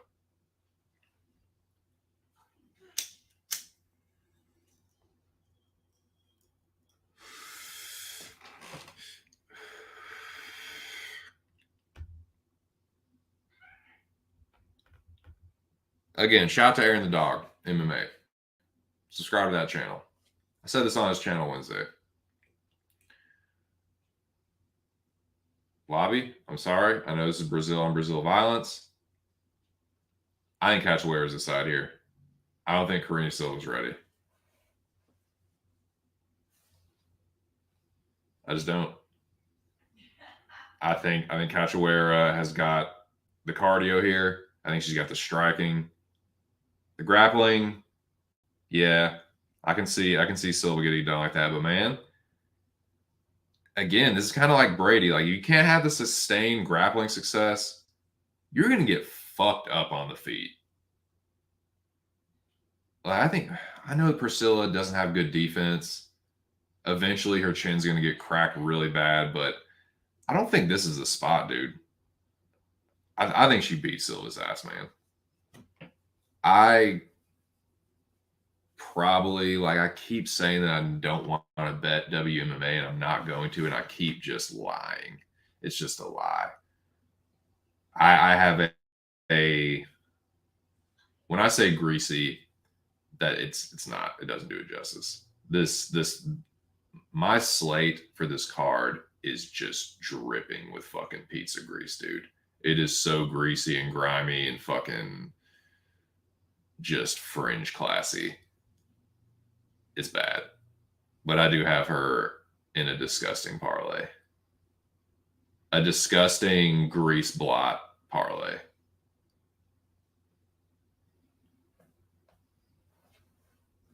Probably just should have bet her straight, right? I guess that, like, sticking her in a parlay is like my way of what is it? Rationalizing my fucking decision to bet it. Because if I just put a straight bet on it, it's like I'm putting too much confidence in a woman's fight.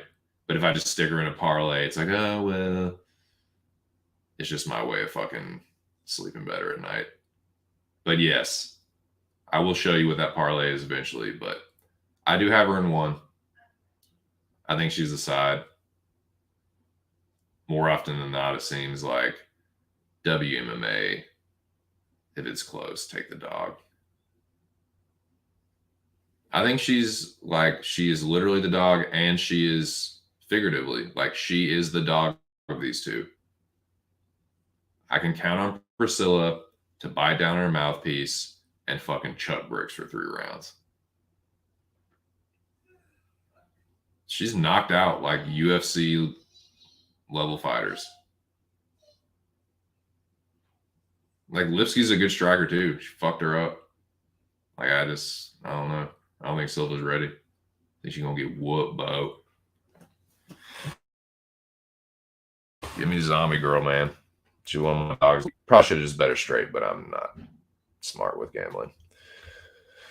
I'm just a fucking amateur degenerate. So this next fight, I probably should have parlayed Francis Marshall, but I didn't. I'd rather just, something is just screaming pass. because I think it might be close. I think on the feet this is going to be close. I don't see.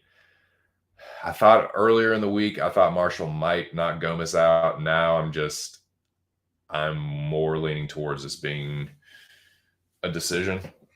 Either way, I think it's gonna be close. I wanted to bet Marshall if he was in the 100 something range, but him being over 200, I think Gomez is going to look better in this fight than he did against uh, Jarno Ennis or whatever, Enos, whatever the fuck. Excuse me. But I do think Marshall's a better fighter than Jarno, but I think Gomez levels up and makes it close.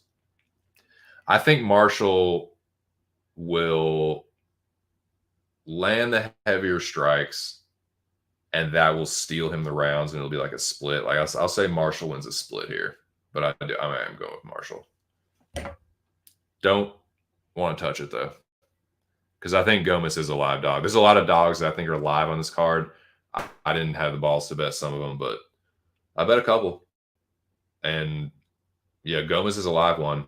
I didn't quite have the sack for it, but I'm not going to be holding a minus 225 like ticket where Marshall is one of those legs. Just not going to do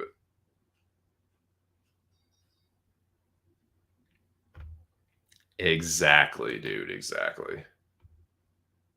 Not crazy juice, but like just a little bit too much for me. But again, I don't know what the fuck I'm doing. Just for fun, boys. Just for shits and gigs. Next fight, Muhammad Usman and Junior Tafa, and I don't have my phone on, so I'm probably missing the weigh-ins because I'm a fucking hack. But let's see what we got going on. Nah, I miss shit. Wait, miss shit. We miss a damn thing. I didn't miss a goddamn thing. Bunch of fucking nerds standing around and the scale pimp trying to put them up on game to no avail.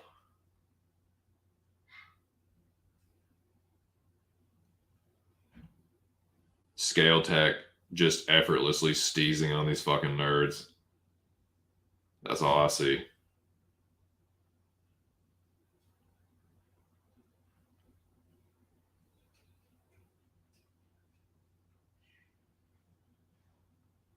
All right. Yeah, he missed shit. All right. Yeah, man. This one's close too. I don't want any part of it. I think a lot of these fucking pick'ems are traps. It's just daring you to pick one side or the other in these 50-50s. It's just to some people that's like good odds. To me, it just screams just stay away. Dude, imagine this fight not ending and how ridiculous it's probably going to look in the third round.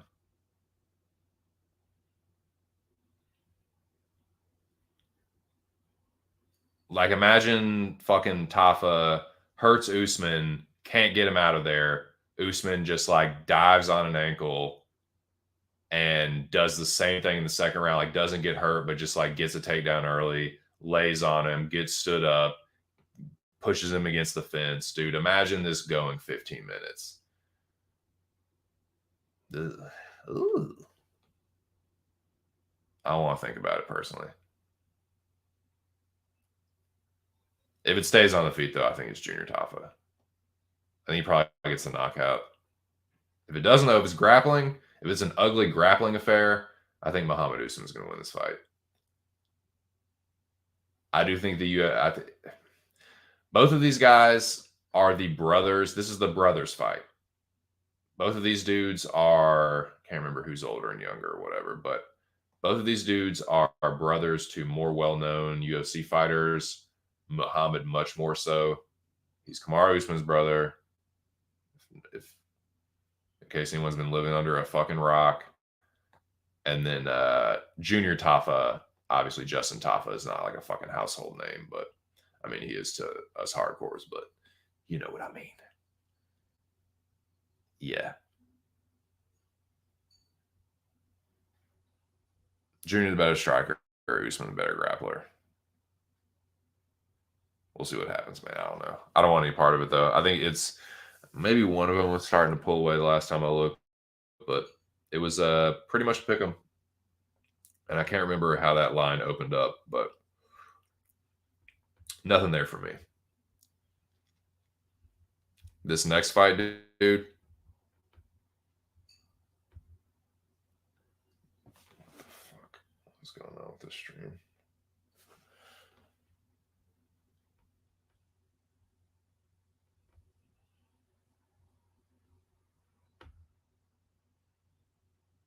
This next one, man, I feel like whoever I'm taking is going to lose. You ever get those where, like, you're not changing the pick, but you just know that you've made the wrong pick? Like, you can't bring yourself to switch, but it's like, I think I fucked up. I think I made the wrong pick. I didn't bet this fight because it's just too close. Both of them are absolutely capable of losing this fight. And that's why I say it like that, because Carol Hosa should win. If she fights to her best ability and Norma fights to her best ability, I think Hosa wins, because Norma might have a couple of the bigger moments, but she's not really good at, like, putting a firm stamp on a round. And Hosa throws more volume. So that's why I'm giving Carol the edge. But they're on the same level, dude. To me, they are on the exact same level. I think this fight is correctly lined at a pick 'em. And I don't want any part of it. I'm going to give the edge to Hosa. She has a higher rank in jiu-jitsu, but I think Norma might have, like, slightly more effective MMA grappling. I do think Hosa is better in the clinch. Norma's better at boxing range. Hosa has better kicks. So it's kind of a pick your poison fight. I do think it's correctly lined at a pick your poison, pick 'em. But for me, I'm not touching it. I'll take Hosa just on Tapology for the fuck of it. But I really feel like Norma might squeak this one out. Just feels like it. Just like I'm not changing. I'm picking Hosa. I think she should win, but I got this bad sinking feeling that Norma's going to pull it out.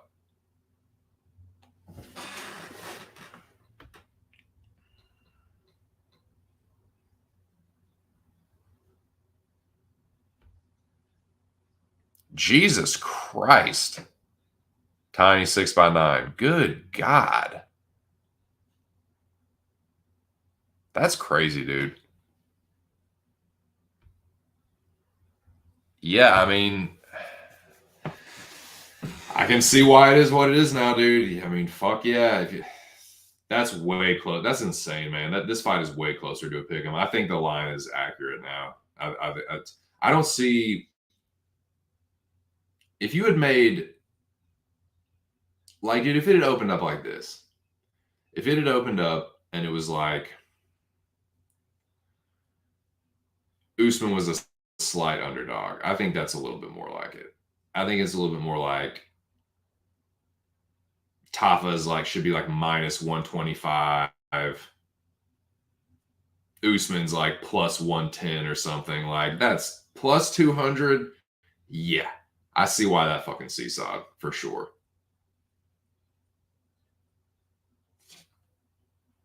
But what's up? Tiny 6x9. How are you? Welcome to the weigh-in show. There's only a couple fighters left to weigh in. Looks like we got one coming up right here. Speak of the devil.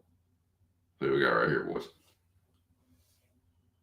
Oh my God, MMA Junkie, get your fucking stream together.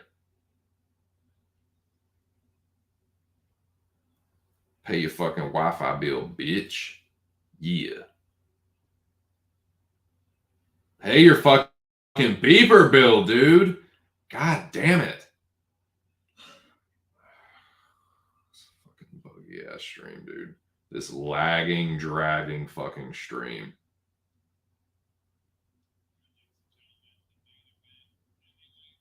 Okay, we got Pavlovich. Here we go. Sergey Pavlovich. He's a big fucking boy, baby. It looks good.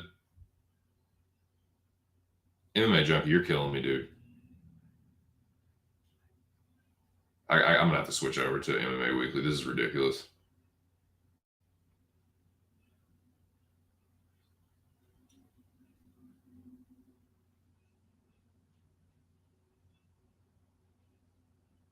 It's ridiculous.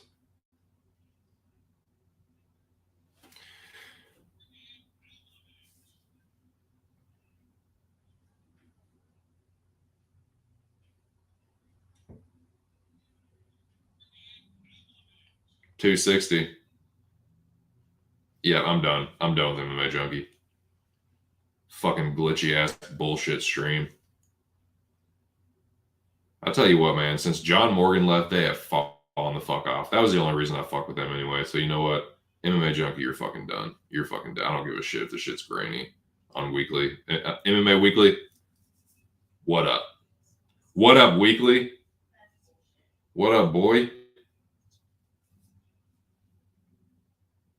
Fucking bullshit, man.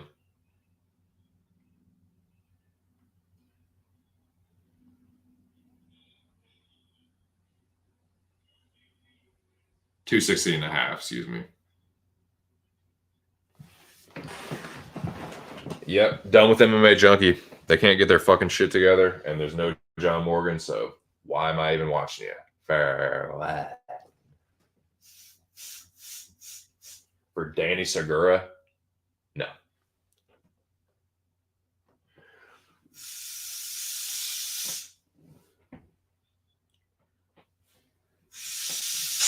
There we go. There we go. That's the sound of a pipe clearing. Once again, shout out to Strain for this lovely Joker's candy. They're a wonderful fake sponsor. We have an incredible working relationship. Can't say enough good things about them. The best thing would be if they actually fucking sponsor me, but you know, it's the great Tim Dillon says. Sometimes you just gotta do a little fake business. It can be real or be fake, but just be doing business regardless.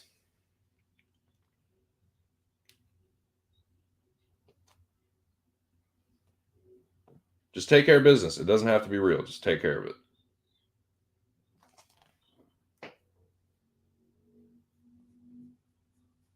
But shout out to them, man. I love pretending to be paid to smoke their shit. It is good. Cheers.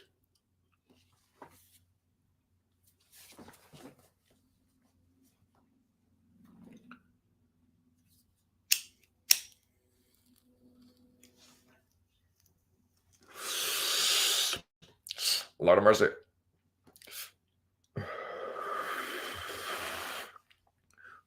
Woo. All right, let me update this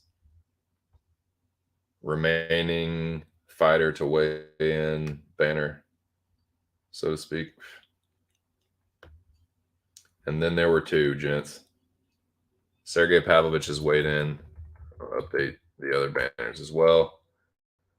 Still waiting on Priscilla Cachoeira and William Gomez for that. Gomez. William. Looking sharp. Update this. Most of the fighters have looked good. If you haven't seen the rest of the weigh-ins, most of them have looked ready to go. Brogan. Sergey. As much shit as I talked about Brogan, she did look fit. She's not the worst looking fighter either. Like there's definitely fighters that are rough around the eyes. So there's that. And let me update the weight banner. Pavlovich. Pavlovich weighed 260 and 1/2.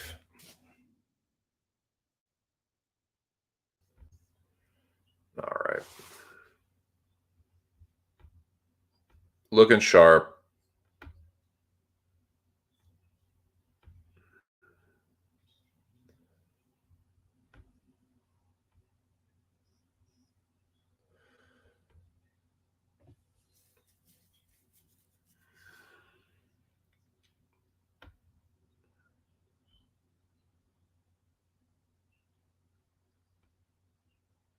Now, let's get back to talking about the fights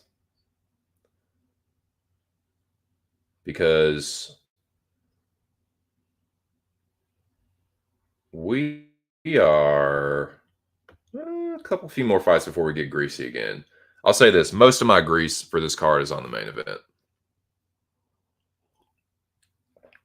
I'm all over this main event like white on rice and a glass of milk and a paper plate in a snowstorm.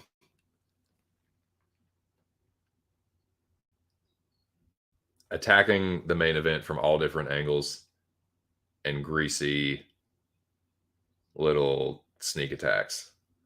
We'll see what happens. But the next fight we're going to talk about while we're waiting is Hani Yaya versus Montel Jackson. Shout out to the one person in the building, which is probably Lobby. Lobby, what do you think about this fight? Hani Yaya, Montel Jackson. I said this to Aaron on Wednesday that I think Jackson will cover like minus 400, minus 500. I think there might be a little bit of adversity early where it's like, oh shit, it looks like Honey. No. Where like it looks like Yaya might like wrap up an armbar or something, and then Jackson just throws him to the side and ends up in side control or whatever. I don't know, man.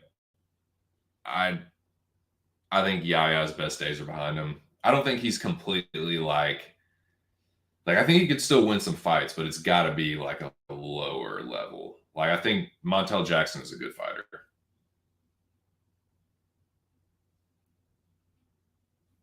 Yaya is kind of at this point in his career, he's a high-end jobber, and I think Jackson's a good fighter. So I think that, man, I will not be stunned. Yaya is pretty tough, but I will not be stunned if Jackson knocks him out because the kind of if there's a knock on Jackson is that he can't like what fight was it? There was a fight that should have been stopped of his. Which one was it? I watched it the other day and I can't remember off the top of my head because I'm a fucking stoner. Fuck, what was it? It was fuck.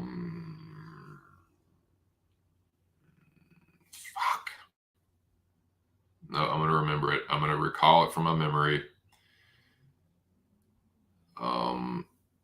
Not Claudio Poyes.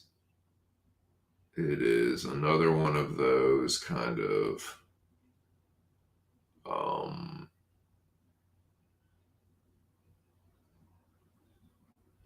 it's gonna piss me off, and I'm not gonna be able to remember it either. I'm gonna have to look it up, and that's really gonna piss me off. Felipe Colares. I knew I could fucking remember it. Felipe Colares, right? Pretty sure. Let me check that now. Let me check it now.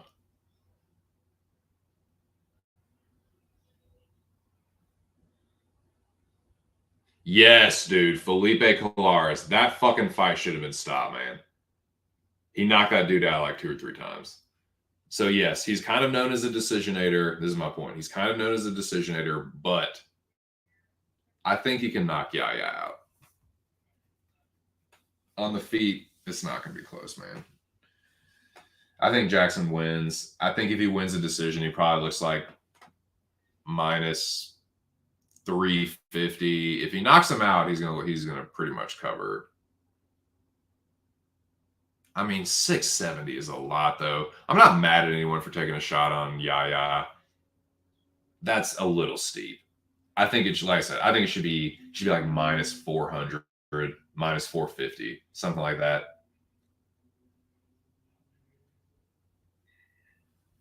A little insane, a little steep. But I think he mostly covers the price tag.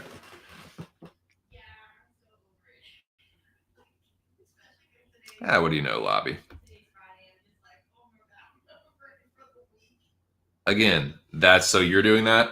Whenever you ask me a question like that, I know that's what you're doing. You like project what like, oh, so are you gonna do that too, like me? Yeah, I buy sub plus 900. See, I don't like that. I don't mind that at all, dude. Dude, if you're taking a stab on that, I think that's pretty fucking slick butthole, man. So best of luck to you on that one. Yeah, I don't mind that at all.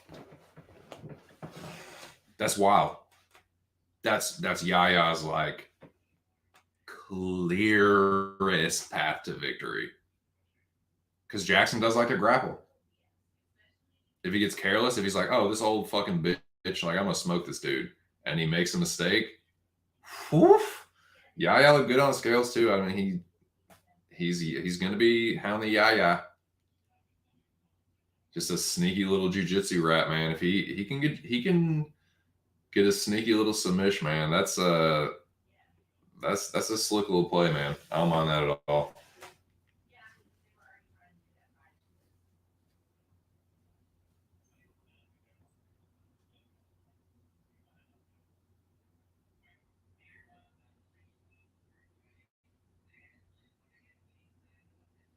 So yeah, where are we at?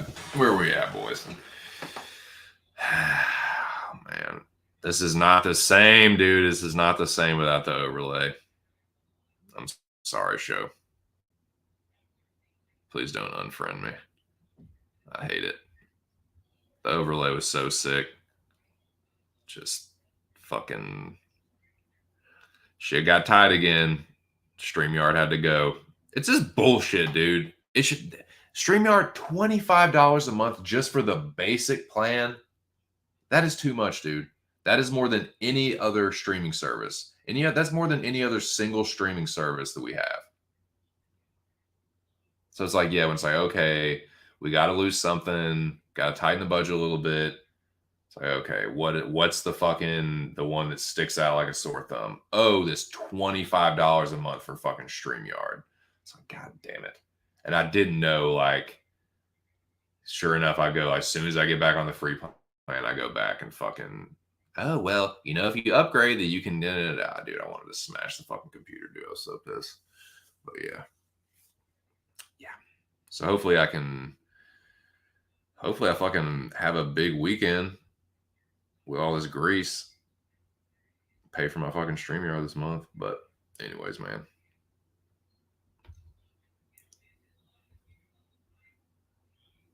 I know I'll get it back sometime soon.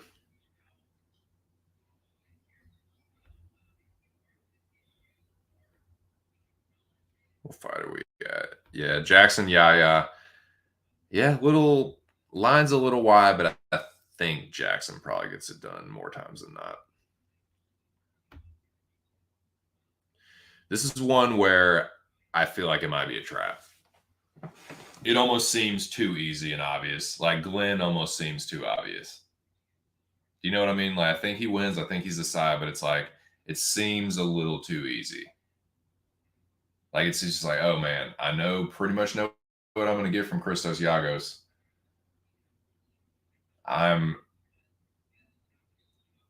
It just doesn't. It seems like the right thing to do to side with a guy that better on the feet, probably a little bit tougher, definitely has better cardio, dogged, kind of well-rounded fighter against a guy that's a little bit of a front runner, kind of looks semi-world beater in the first round, and then is very pedestrian for the rest of the fight.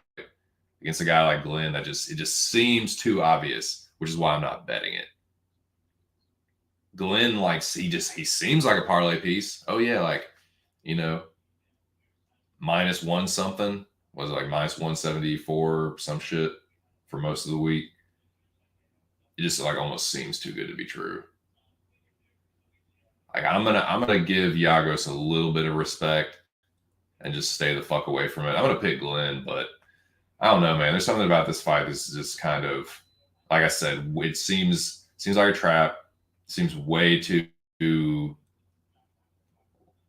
like this is going to be way too quick and clean and easy to pick Rick Glenn and just be done with it.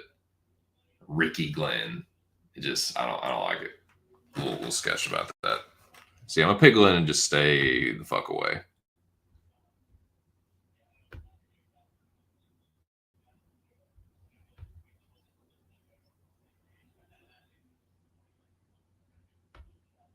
What's up, player? What are you doing? Yes, I do. You are just in time, my friend.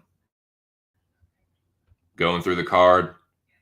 The only thing I've laid so far at this point, we're on Glenn Yagos right now. The only thing I have so far is Zombie Girl Cachoeira is one leg of a greasy doesn't even describe it.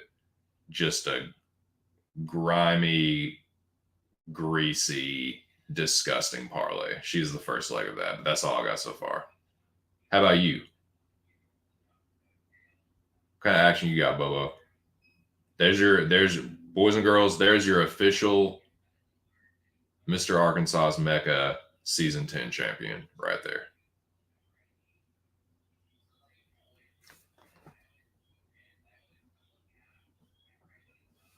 Okay, so they're doing a little replay. While we wait. So yeah, we're still waiting on. Speaking of Zombie Girl, we're still waiting on her and William Gomez,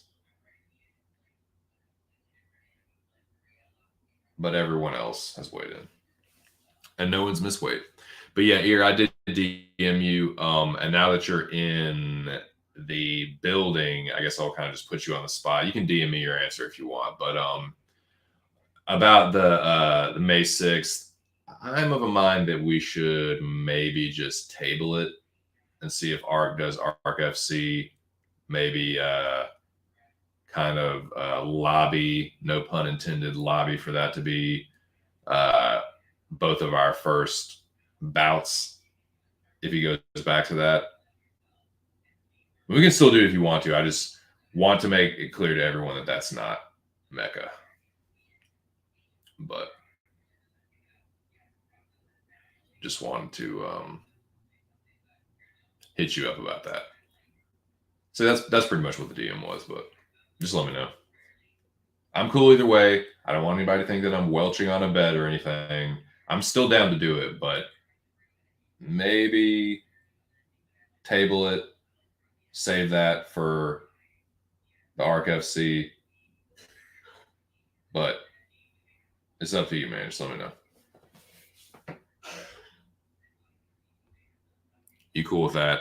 I just don't want there to be any kind of lingering, like you know what I'm saying. Like, I don't want Art to get the wrong idea. I don't want to just like I don't want there to be any kind of like neurological connection in any way to any kind of controversy. So I just say we just let that ride, and you know, if something else happens, you know, that is kind of just my gut read on that. But I'm glad that you're here. Shout out to the Mecha 10 champion. Shout out to the Rabid Dog. But yeah, man. As far as this fight, as far as like Yagos, Glenn, like I said, I like Glenn, but it just seems almost too obvious. Like he seems like the way too obvious parlay piece. It's like the number's right. He probably wins. I mean, Yagos will probably win the first round though. It's like Glenn's not. He's a jobber. He's been trending more towards high end jobber, but he's still a jobber. Like they're both jobbers. This is a jabite. I'm gonna try and try and stay away from jabroni fights as far as bets, but Ear says, what am I betting? I don't know, dude. I'm definitely not going to try and get inside the mind of a labyrinth, dude.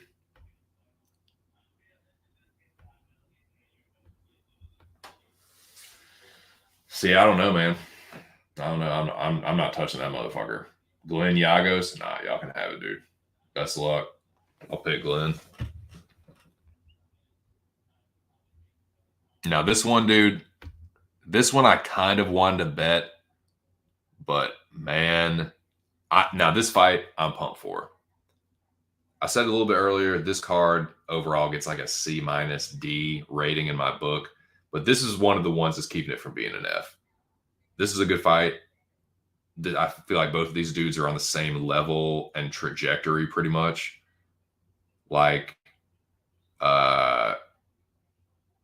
there's things to like on both sides. I said it Wednesday on Aaron's show. Shout out to Aaron the dog. I just think you can make a case for either side. You make a case for Simmelsberger. He's got the cleaner striking. He probably has a little bit better cardio. Although I don't know, man. Jeremiah Wells has 5 5-round fights and 1 5-round fights, albeit against fighters that are not as good as Simmelsberger. But I think the idea that, okay, here we go, Cachoeira. Put a pin in that. Zombie girl. She doesn't look too bad. I've seen her look worse. But what does she weigh? That's the question, boys. What does she weigh?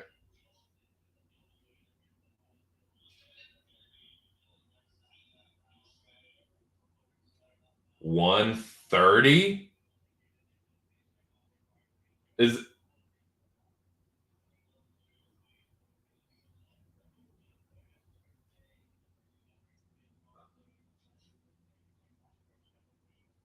$130? Yeah, I weigh 130. I'm overweight. Fuck y'all. See ya. That's what that was. That's why she waited till the very end. She's like, I know I'm not going to make the weight. I'm not going to cut.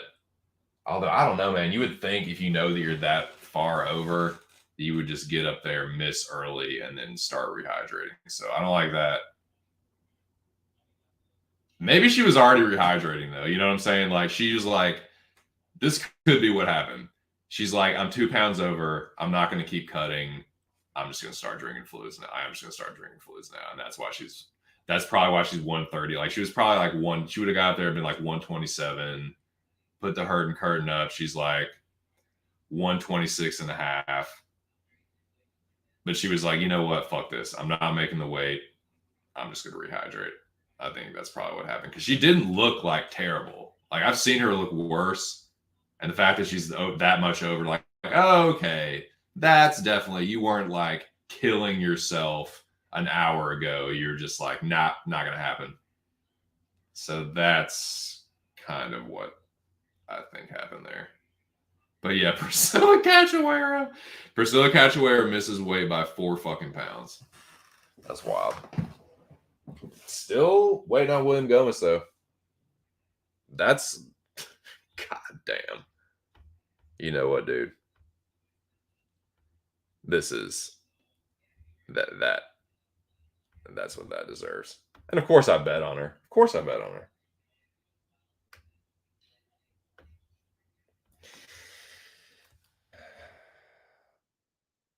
Priscilla Cachoeira. Misses weight by 4 fucking pounds.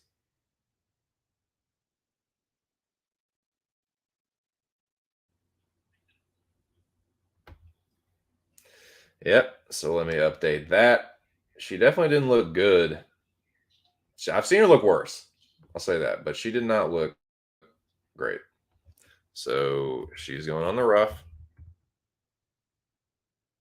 Priscilla, rough. So we're not waiting on her anymore. That's for sure. And ain't no hurting curtain gonna fucking circle that square. We're still waiting on Gomez.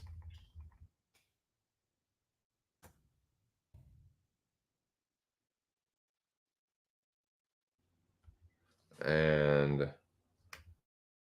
let me update these official results. So, once again, in case you just missed it, Priscilla Cachoeira goes up there and pulls a fucking stunt and weighs 130. I mean, you could just do what Jocelyn Edwards did and be like, "Oh, it was my period. Sorry, my period." Which is that is the dog ate my homework for WMMA fighters because it's one thing that's like there are a certain like demographic of people that be like, you don't know her fucking cycle. Don't fucking say that about her womanly troubles. It's like you realize that any chick can say that, right? That's like the baked in fucking bullshit chick excuse. Whether it's real or not, you can be like some people would be like, you don't know what her body is like. It's like whatever, man. It's bullshit. So yeah, Priscilla Cachoeira missed his weight on purpose for something.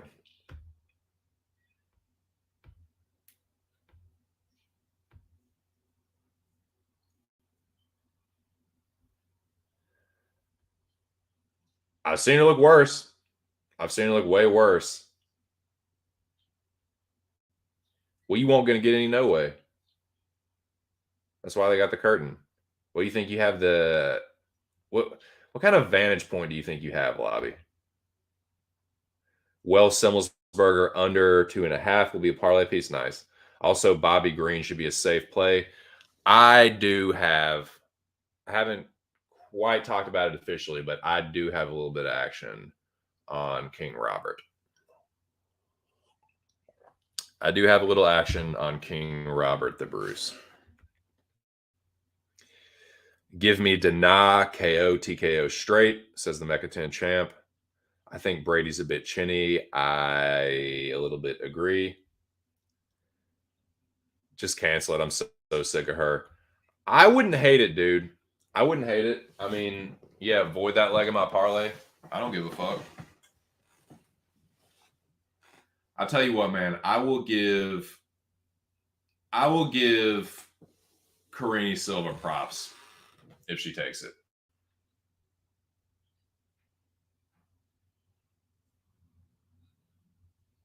I will.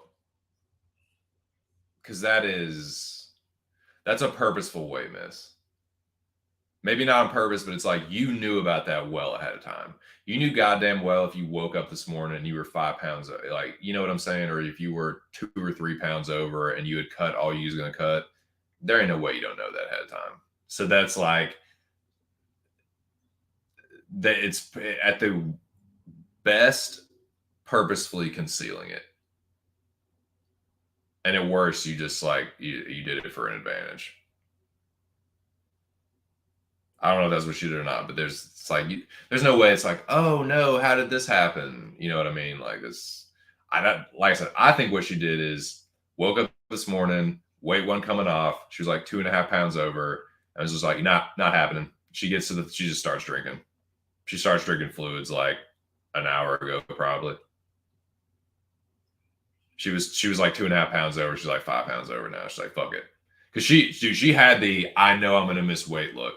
Like she already knew what time it was. She didn't go up there. Like I've seen her smile before weigh-ins. She was just like, yeah, I'm about to miss. Sup, 4 pounds over. See ya. So yeah.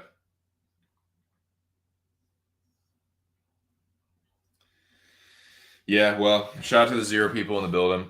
Hope y'all having a good Friday. That's we're still waiting on Gomez though, man. There's still technically 10 minutes left. Unless I just missed it. Let me double check.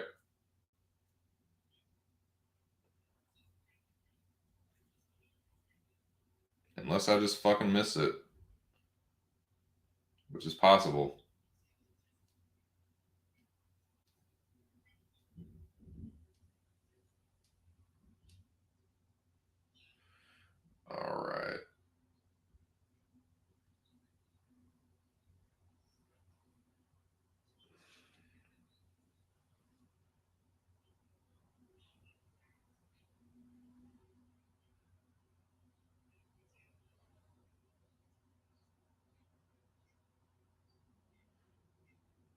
All I can hear is nerds trying to have a story battle, trying to one up each other with stories. Still no Gomez. Catcher misses by 4 fucking pounds, and still no William Gomez.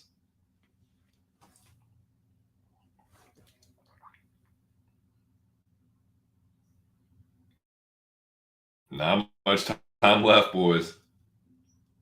T minus fucking 9 minutes.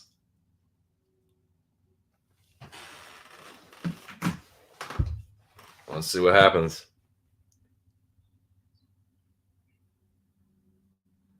The catch-away fight goes forward, but they canceled Gomez. We've just received word. The featherweight bout between Francis Marshall and William Gomez has been canceled due to undisclosed medical issues for fucking William Gomez. Or whatever. Yeah. Oh, shit.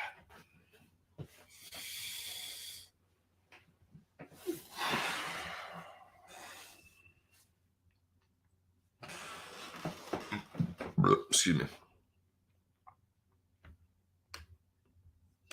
What fight are we at? We were just talking about Glenn and Yagos. Oh, Wells and Simmelsberger. Yep. So I don't hate anybody for picking Simmelsberger. This is Simmelsberger's path to victory.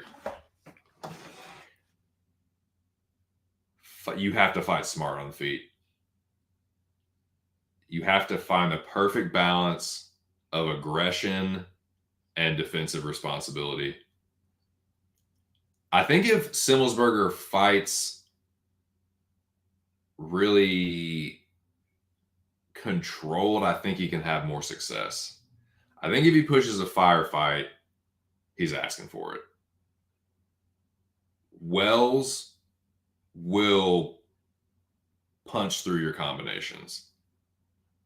What I mean is he won't stop throwing in I think Simmelsberger is a better counter puncher, but Wells will eat the counter and just keep punching.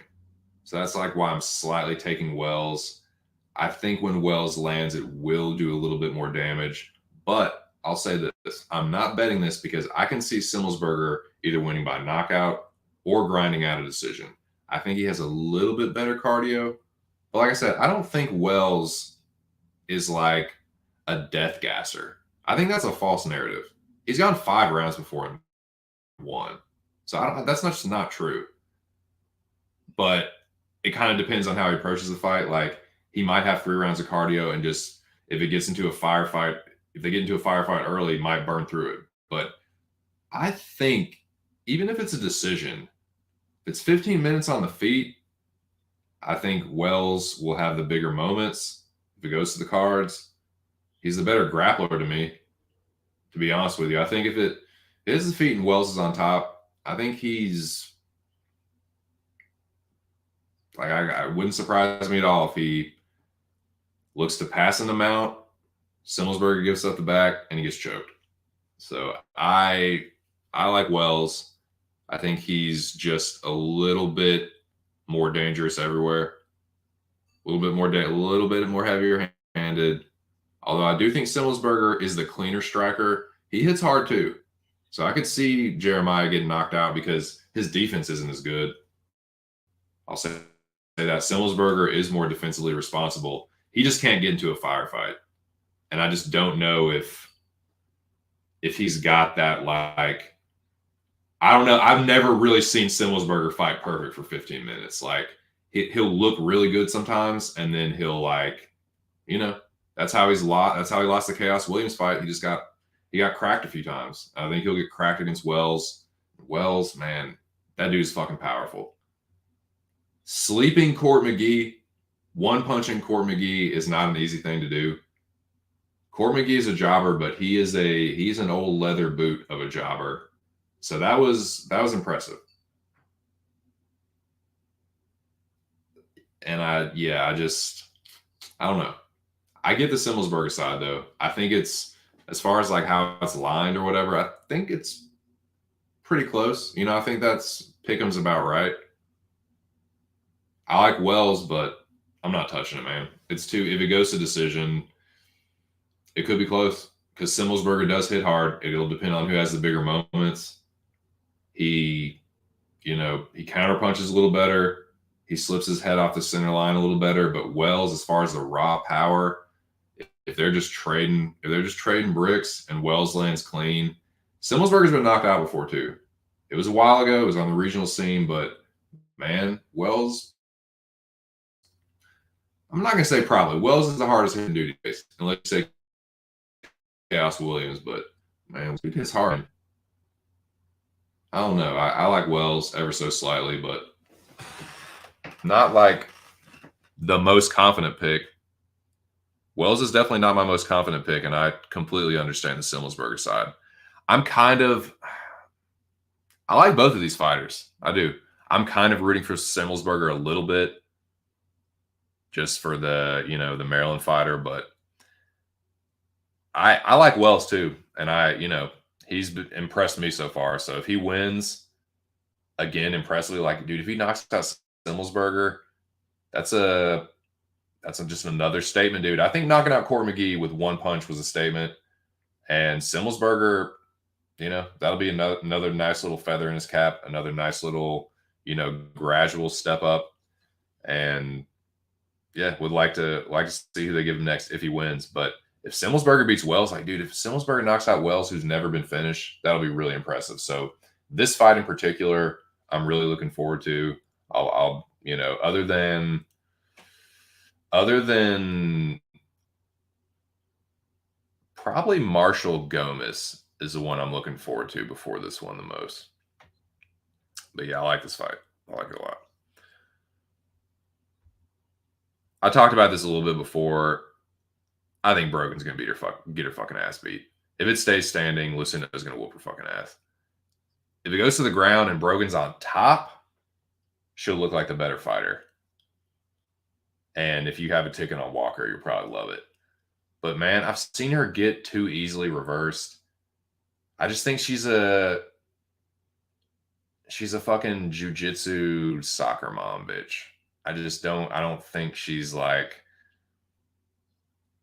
I think Lucindo is the more dogged fighter, and I think she's just more mean. She's just meaner. Like Brogan's kind of like crazy and shit, but I thought she's got that like sorority slut who's now a fucking kind of MILF chick. Like I can't even remember if she has kids or not, but that's the kind of vibe she gives off. He's like, I'll get crazy with you, bitch. You don't want to test me, but she's really just kind of like, she sucks on the feet, man. Lucinda's gonna fuck her up if it stays standing. So yeah, give me Yasmin.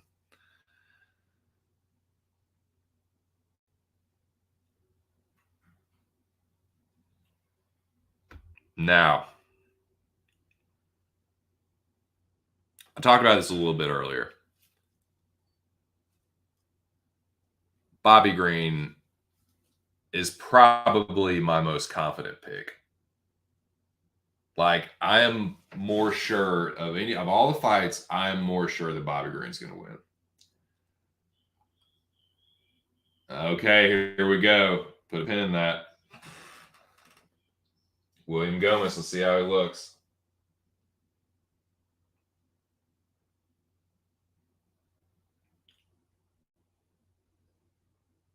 Looks a little rough. Let's see what the weight is. That's what's most important.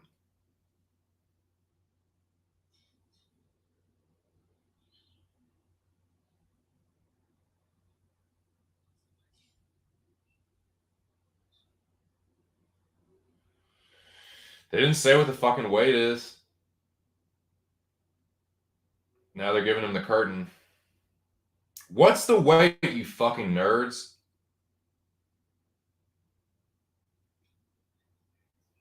First trip back to the fucking Apex is a rough one. I'm going to Florida, going to Kansas City. Rough return to the fucking Vegas Apex, man.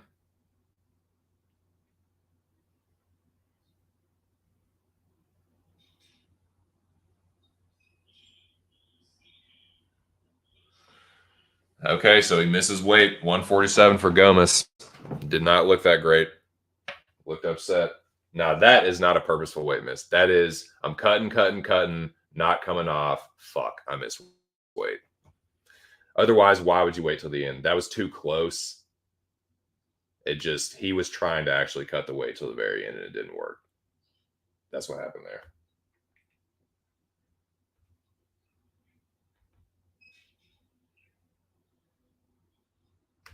And glad that Chip Diamond is still up there because William Gomez misses weight.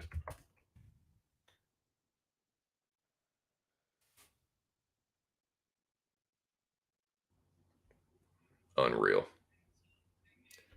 That is a unreal.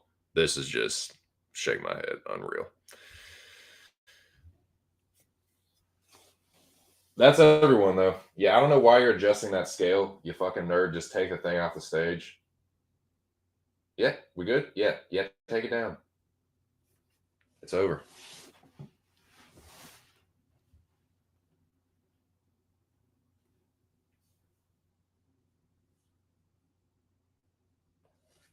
No stare downs?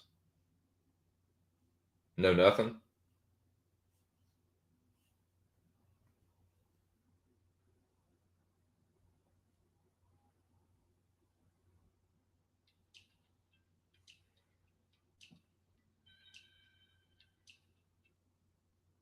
Okay. Well, MMA Junkie might be buggy as fuck, but at least their stream's up. All right, looks like they're finally starting to take it down. We'll get the stare downs here in a second. I guess I will go back to the shout out to the 5 people in the building. I will go back to the fights themselves. I think this is Lucinda's fight to lose. I think she's gonna fucking destroy Brogan. Oh yeah, let me update the. Gotta do this real quick. I think it's Yasamin's fight to lose. Cachoeira and Gomez. 147. So 2 fighters miss weight is the last 2 fighters to weigh in. Do not think William looked all that great either, so he is going in the rough category. Priscilla has looked worse, but she still didn't look incredible.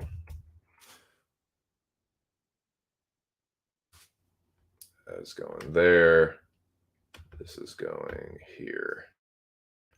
And I can delete the still waiting on. Everyone's weighed in. Delete. The scale is down. We're about to do these stare downs, boys.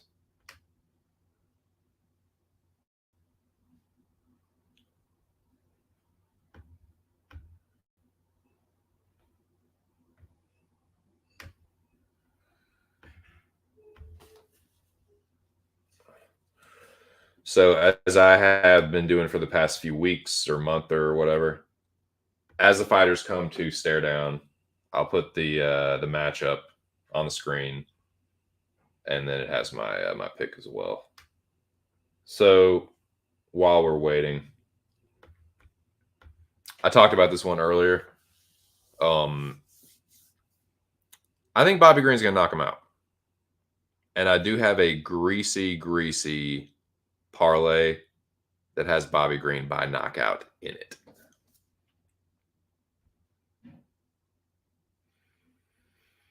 I said this Wednesday on Aaron's show, on Aaron the Dog show. I got Silva here. I think he's a super duper live underdog. And I don't know, man. I just think if it's striking for 3 rounds, Brad Tavares does not have the best chin. If he's just trading, and Blindado will throw, man. Sometimes Tavares can get caught looking in the mirror, admiring his own work. He's one of those guys.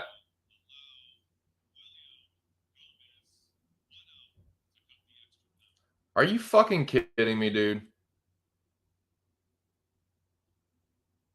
Why are you allowing him an extra hour? This is bullshit. You have the fucking time allotment that you're given. You have the 2 fucking hours. He actually, technically speaking, I think it was past 2 o'clock when he went in and fucking missed weight. Now they're giving him an extra hour to cut it. Nah, motherfucker, you missed weight. Cachoeira missed weight. You missed weight. I hope he keeps cutting and he fucking misses again. Good. Good. I'm glad that he's continuing to cut. Francis Marshall all day. Francis Marshall all fucking day. He looked like shit and you're still going to cut more? That is a dumbass move. You just fucking take the L at that point. Because now you're diminishing your chances of even getting the win money.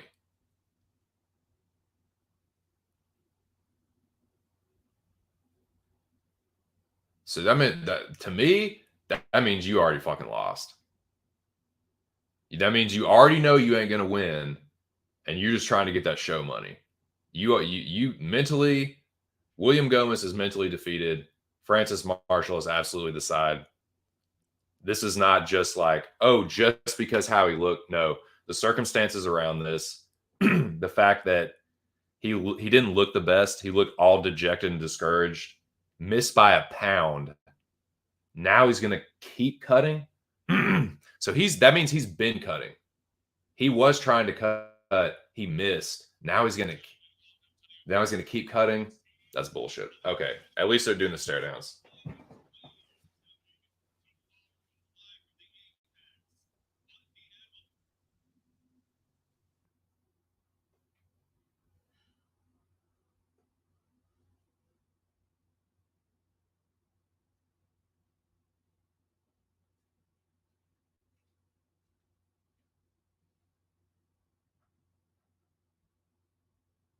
Well, MMA Weekly cut off their fucking stream. All I got is MMA Junkie. You gotta go crawling back to fucking MMA Junkie. Fucking bullshit. Shut up, Canelo. Yeah, so Gomez isn't doing that. He ain't cutting.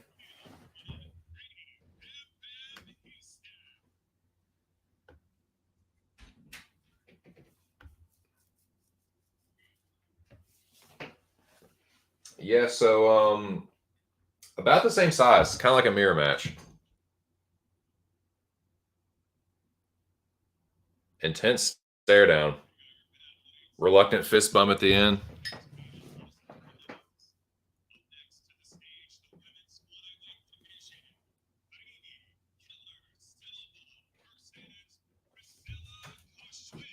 God, shut the fuck up. I'm so fucking over MMA Junkie. I can see who the fuck it is. All right, Cachoeira and Karine Silva.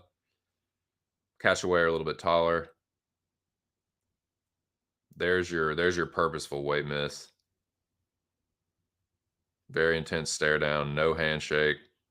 Great. Very intense stare down. I like it.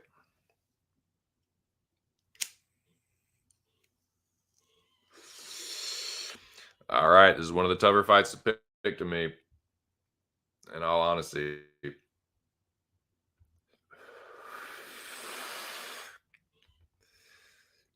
Usman and Tafa, man, Usman all up in his grill. Tafa smiling at him. Usman had a psycho stare on his fucking face at the weigh-ins, man, when he weighed in. Gives a head nod. Very intense stare down. Both of those dudes are huge. Big fucking boys. All right. Here we go. Big booty Judy time.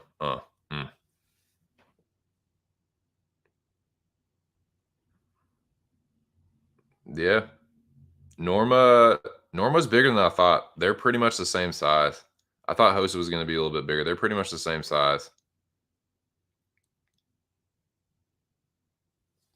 Norma might even be a little bit thicker. I mean, she's booty definitely thicker, but you know what I'm saying. That's a tough one to pick, man. I'm really waffling on that one. I feel like Norma's going to win. I'm just going to be on the wrong side of it, but I'm not changing it.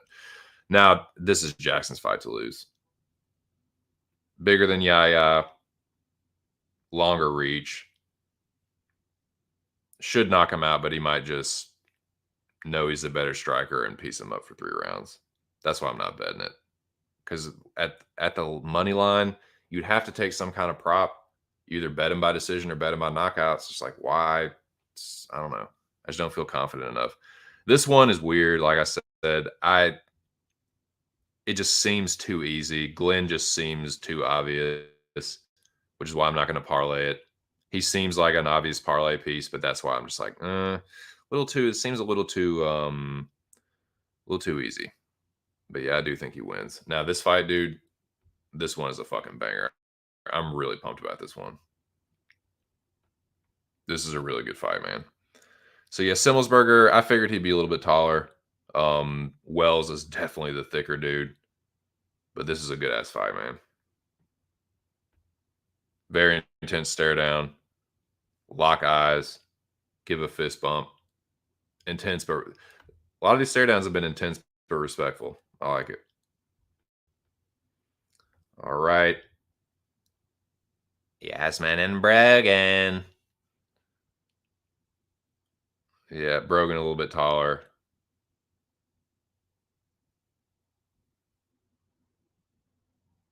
All right, they do the double handshake, hands clasped in hands, and the smile. Brogan with her stupid fucking little symbol bullshit. No one gives a fuck about your cause, bitch. Get the fuck off the stage. All right. Oh man, King Bobby getting right up in Gordon's face with the fucking hands up in the boxing stance. He gives Bobby Green gives a hand.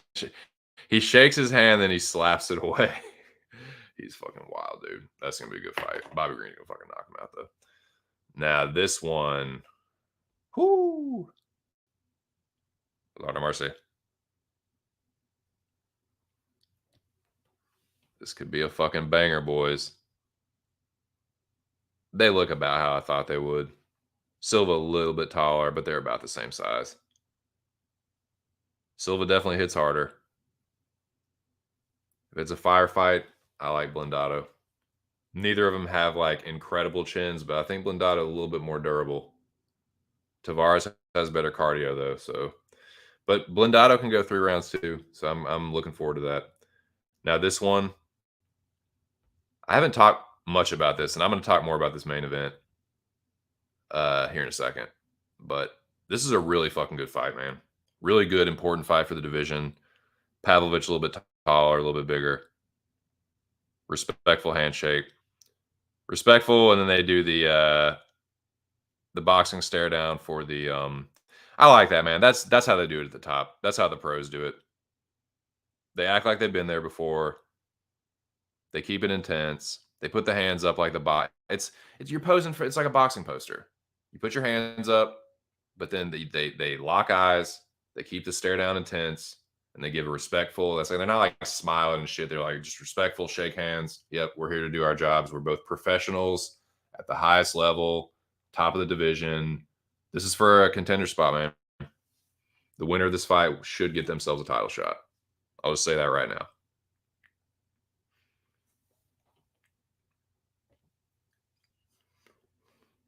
I don't know who's next for John Jones, but if they've already booked somebody, this should be next up. If they haven't booked anybody, this should be next up. So next up after whoever they booked, if they haven't, the winner of this fight should get it next. But that's what I got, boys. That concludes your UFC Vegas 71 Blades versus Pavlovich official weigh-in stream. Not this stream, but the weigh-ins are over, is what I'm trying to say.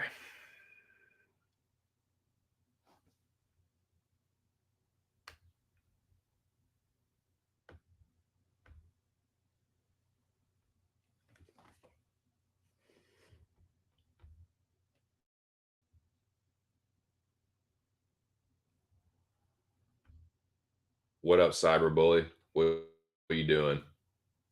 Who you stuffing in the gym locker today? Nah, what's up, man?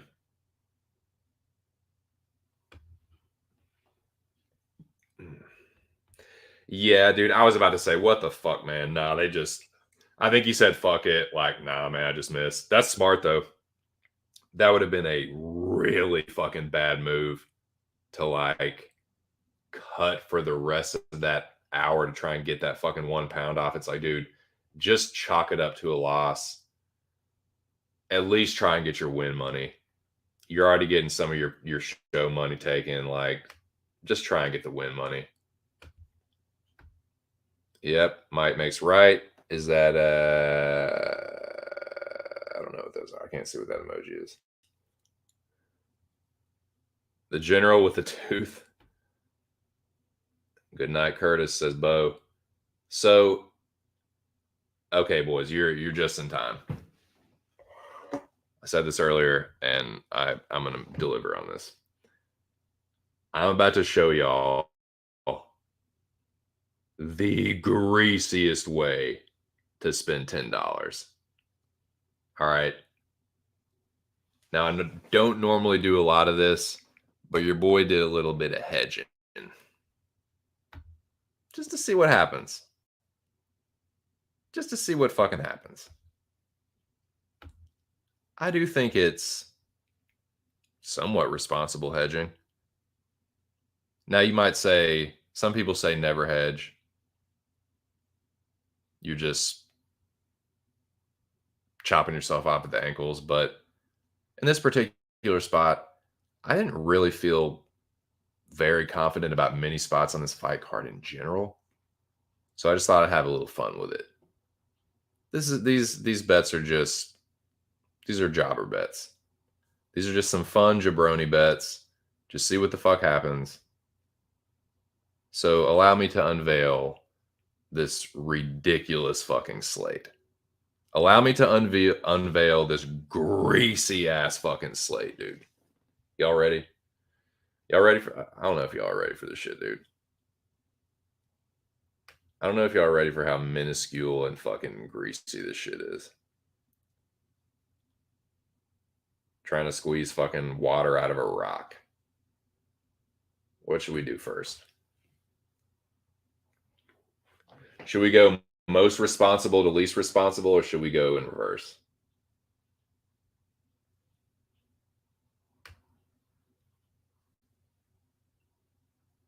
We'll go in reverse. We'll go most responsible first. This is probably like, and obviously a normal bettor would put more money on this and not have as many ridiculous plays, but I feel like just as a play in general, I feel like this is the livest dog on the card.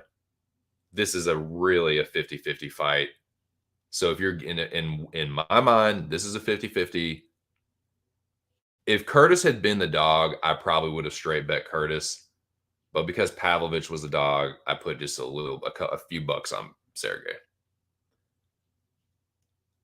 Like I said, I did hedge this fight. But this is my most straightforward play. This one and the next one I'm going to show you. Now, Square Duel gave me $5 in free bets. So technically, I got a unit and a half on this. But really, I only spent a unit of my own. This is the way I think it goes. Just in case it is a 5-round fight, maybe Pavlovich says, hey, just in case I can't get him out of here in the first round, I don't completely blow my load, maybe does a little bit more setting up the range just in case.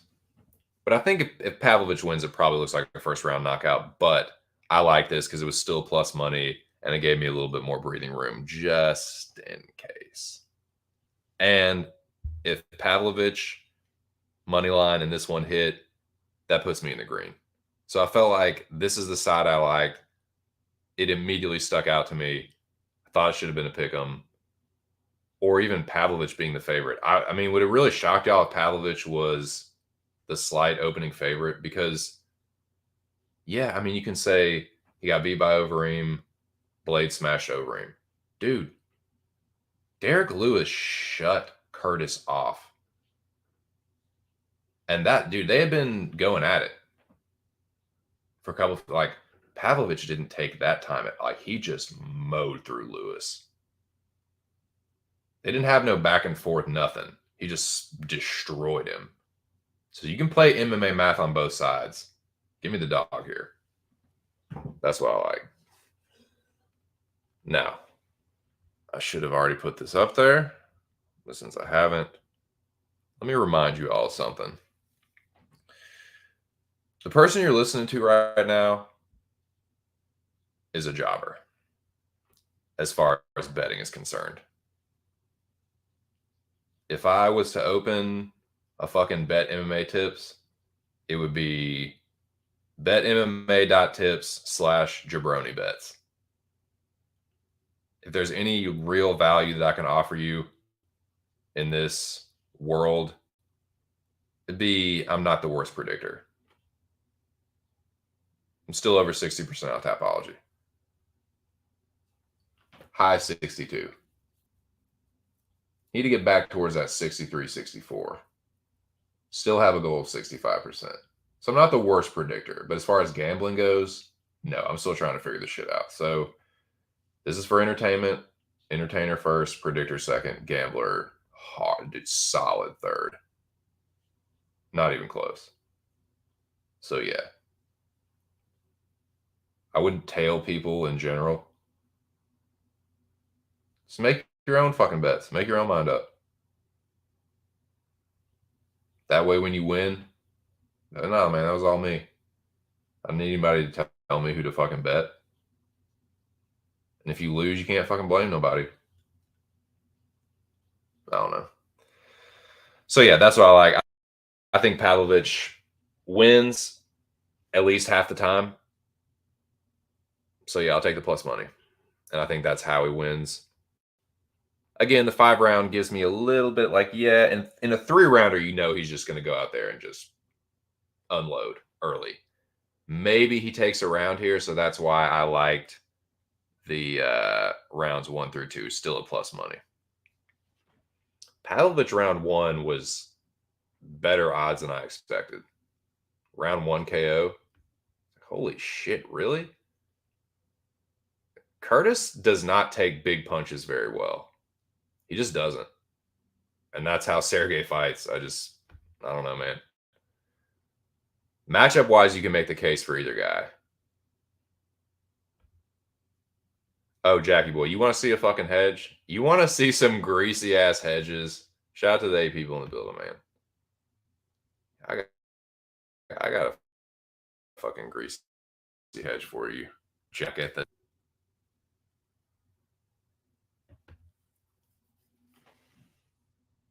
The honeybee whisper, the magic honeybee. I got some shit for you, dude. Okay, so that's my. These hit. I like Pavlovich. If these two hit, I think that's I'm in the green. I've only got a unit of my own on this, and then I have $5 worth of free bets. So yeah, now this is the other side. This is the other side. The other side of that coin is that Curtis Blades, I don't think Sergey Pavlovich is as incompetent as some people think on the ground, but Blades is the better grappler. He's certainly the better wrestler.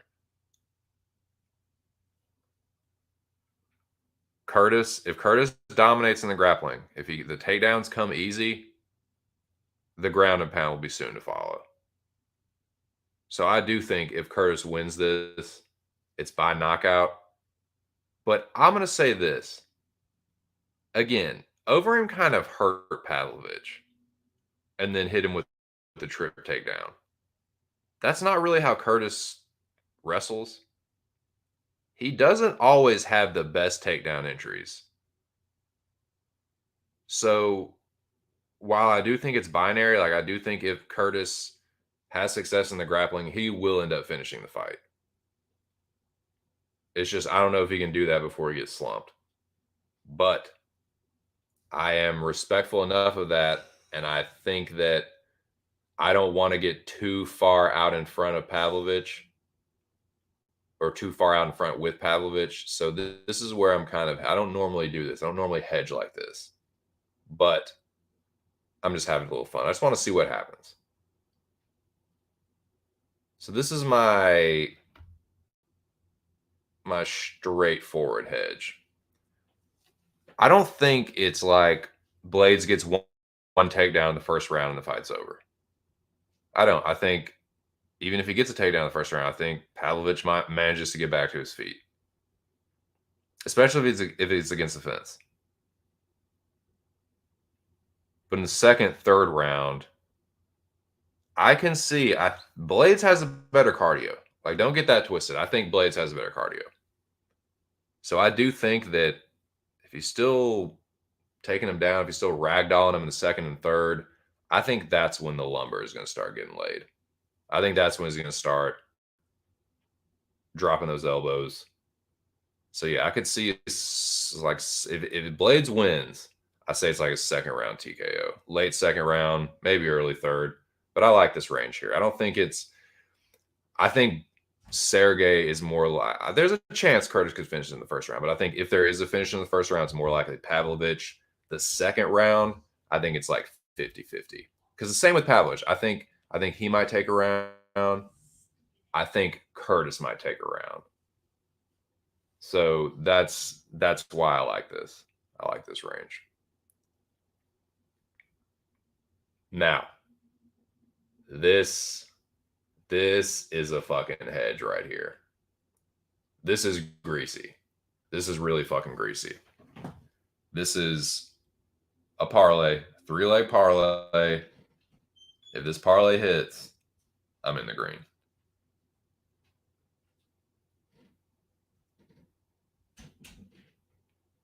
Not only is it a parlay, it's a prop parlay. And every prop is the same prop, the same kind of prop. 3-way prop parlay. I'm dubbing it the Black Power parlay. King Bobby by KO, Razor Blades by KO, Tank by KO. The more I think about it, I do think Bobby Green knocks him out.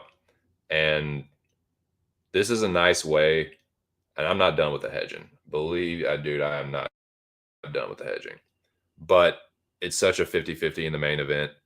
Let's say I'm on the wrong side. I think if I am on the wrong side, I think Curtis is going to finish it. And this way, it's doesn't matter which round it is. I don't have to worry about that. And hey, I'm all over Tank Davis in this fight. But just wait and see what I got. But I think there's a good chance that Tank does win by knockout. He hits way harder than Luke Campbell, and Luke Campbell just about sparked Ryan out. Now, Luke Campbell doesn't, like, Luke Campbell is he's like a bigger dude. He's like a taller guy, has longer reach, but he does not hit like Tank Davis, man. Nobody at 135 hits like Tank. And I think Ryan is like his defense, his head movement, and his chin have a big fucking question mark on him. And I think Tank is going to fucking punch his way through with the answer. So, yeah. A little bit of cultural appropriation there, but I like it. I like that. I think that's a greasy little hedge. And if it hits, we're in the money. We're in the green. Throw $1 at it. Fuck it.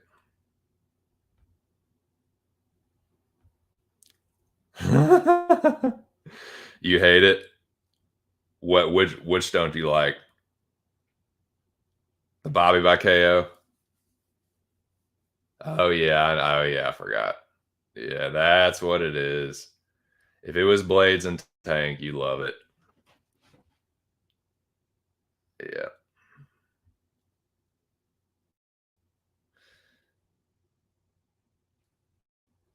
But yeah, that's my that's my hedges for the main event. Now this one's just stupid. This one here.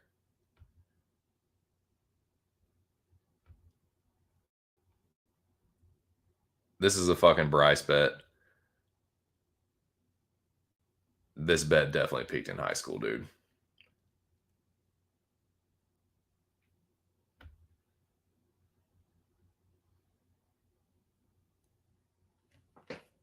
I just got through saying last week that if I just bet these underdogs straight, the ones that I had, I would have made money. Like if I just bet Barboza straight, I would have made money. If I just bet fucking like I did bet Munoz straight. That was the only one I won. But if I just bet what's the fuck? Who was the other dog that I put in a parlay? Edson was one of them. And then I had Max and who was the other one that busted? Oh, Jacoby.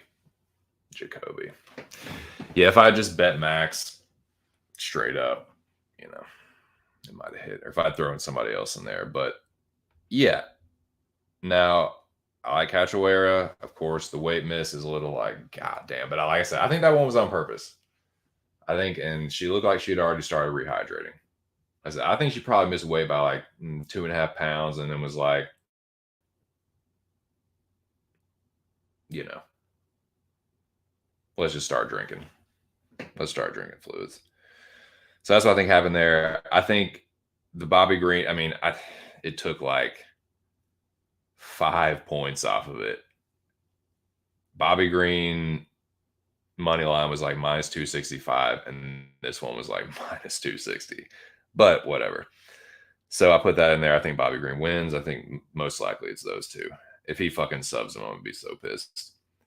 I like Silva as an underdog. I like Bruno as an underdog, as well as Cachoeira. I think they're both the side to me. So fuck it. And then Pavlovich by KO. If he wins, it's definitely by KO. Pavlovich is not winning a decision.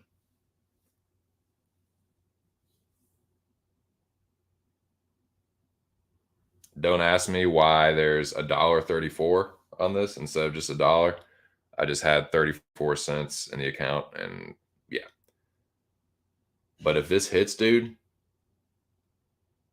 bro, that's Trey flipping a 17 stare.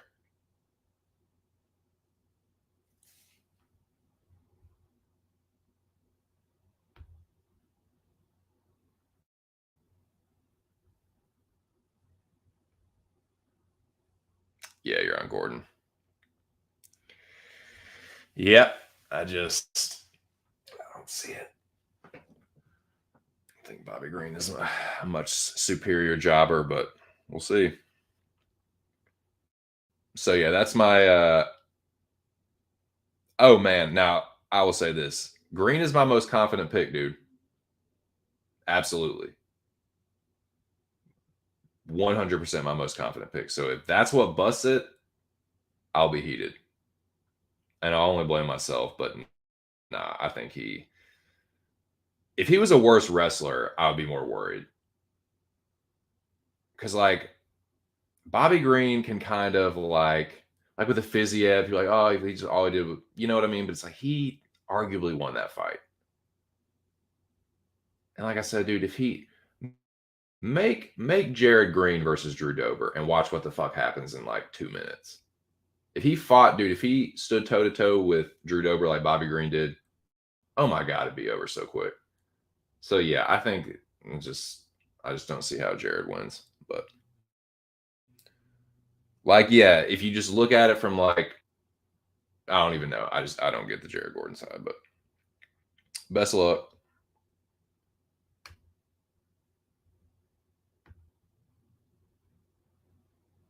So that's my action on UFC. Pavlovich straight up. Little of the free bet on the prop.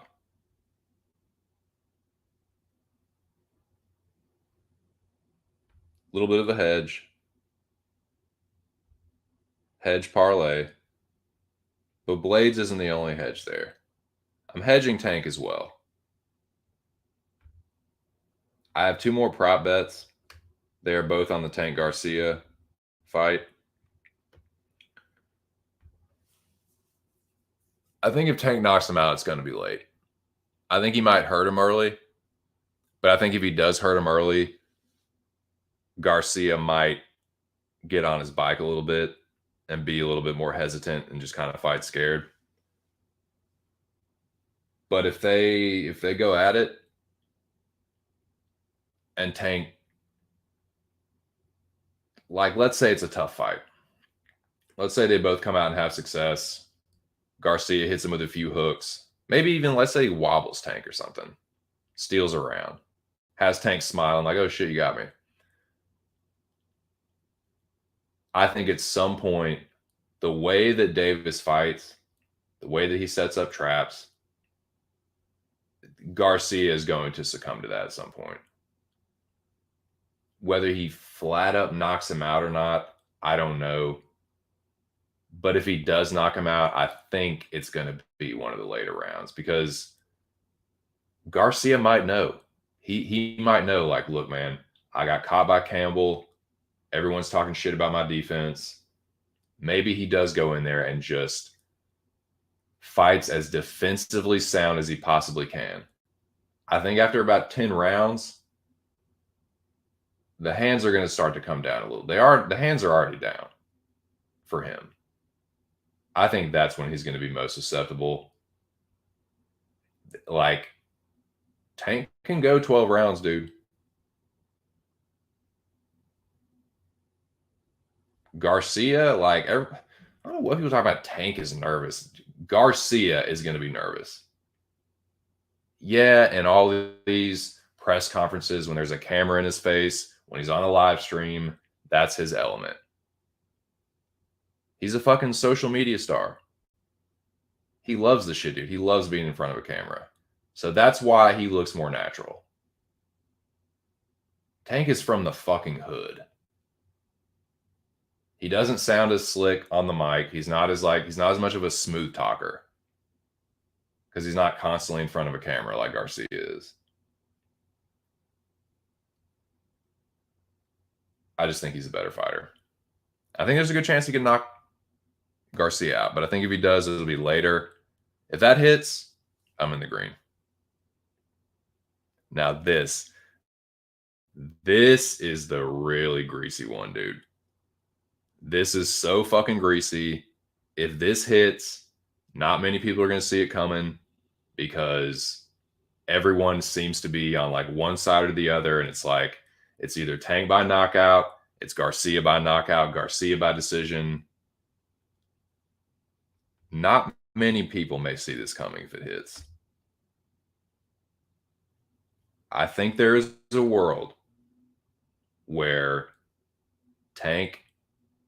Garcia wins some rounds, Tank hurts him a couple times, edges him out, and it goes to like a split. Tank wins like a majority decision, maybe even unanimous decision. But I think this is really fucking greasy, dude. And I don't think it's completely out of the realm of possibility. This is my official pick for the fight. Officially, I got Tank by late KO. But I don't think that's too crazy. That would not be the craziest thing that ever happened. I do think Garcia is one of the better fighters that Tank has fought. I will go out there and I'll put myself out there with that. I'm not totally discounting Ryan Garcia. I just think Tank is better. I think that Garcia is really fast. He'll have a slight speed advantage. I don't know why I still have Bryce up here. I mean, I guess that's kind of a Bryce bet too, but let's see. Yeah.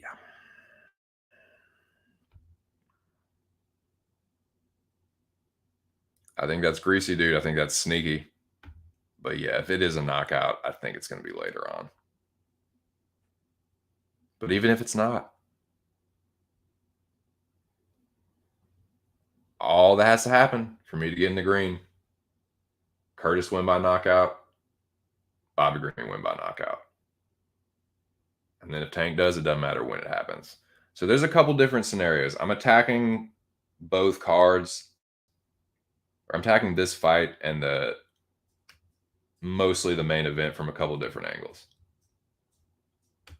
Got action on Sergey. Action on Blades.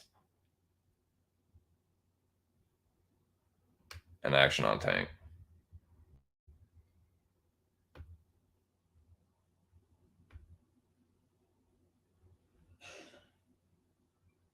Hedging, one fight I'm hedging both sides.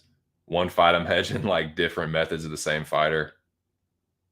But that's what I like. That's what I like this weekend. Now you tell me that ain't the fucking greasiest way to blow $10. Shout out to the 9 people in the building.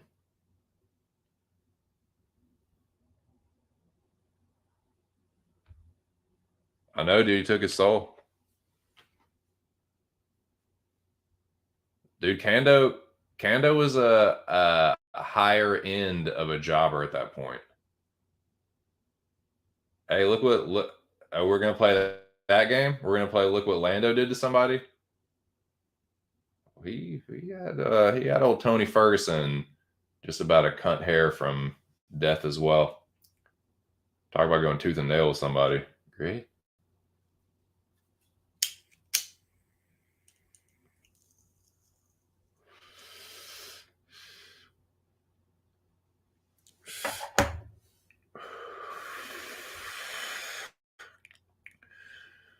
Ray Borg is world class at pulling out.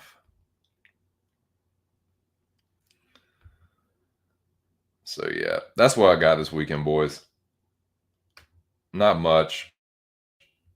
Not to be taken too seriously. Just having a little fun.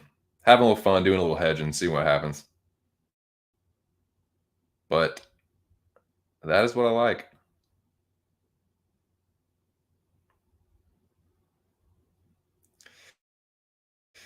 Yeah, this stream has been all right. I know that I changed the start time. Maybe that's what it is, but I feel like the last couple of streams have been getting more traffic, but this one hasn't been too bad. We're flirting with 10. We get one more person in here. You know? Nah. Of course not. Of course not. But so that's what, dude. I hate when it's 9. I hate when it's fucking 9. That pisses me off more than anything. I hate when I see 9 on there and I haven't hit 10 yet. It's so fucking annoying.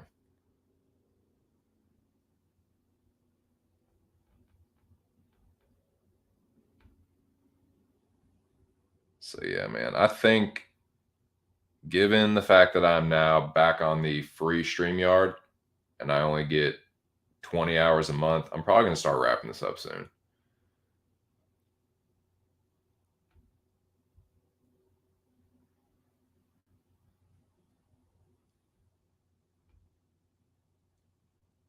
He's just crazy on the mic. Like none of the shit he says makes sense. And he just says it with the most conviction ever. So, all right, I don't know what the fuck you just said, but you sound pretty passionate about it. That's just kind of Bobby Green. But I know what I'm gonna get from the guy, and I just Gordon like just doesn't present the kind of threat I just think you need to be Bobby Green. Like you have to be a good fighter to beat Bobby Green, and Gordon is just another jobber of a lesser caliber, in my opinion.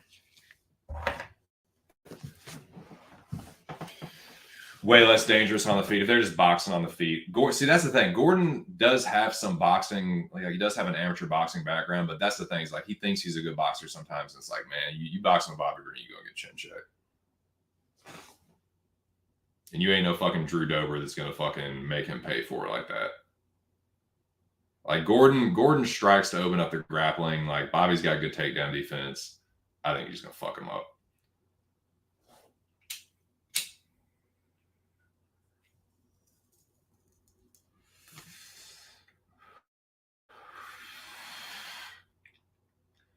Dude, The fucking season finale of Mandalorian was sick. That's been the best episode of the season. The season's been good, but it's slightly overrated. People were talking about it like it was the best thing they'd ever seen earlier on. And I was like, it's good. I like it. I like season 3. It was solid. I still think season 2 is the best. So yeah, I rank it season 2, season 1, season 3. But this might have had the strongest finale. I don't know though. Season 2 is pretty fucking hard. Season 2 went pretty fucking hard in the paint for the finale.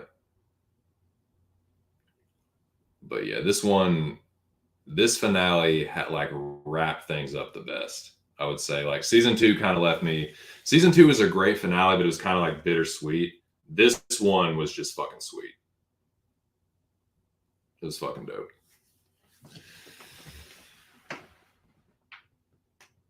But yeah, I'm gonna start wrapping her up, boys. I think I'm gonna start heading towards the door. But it was not a bad show. A little bummed that I couldn't hit 10, but it is what it is, man. Shout out to the people that did come through. We had 9 in here a couple times. Flirted with double digits.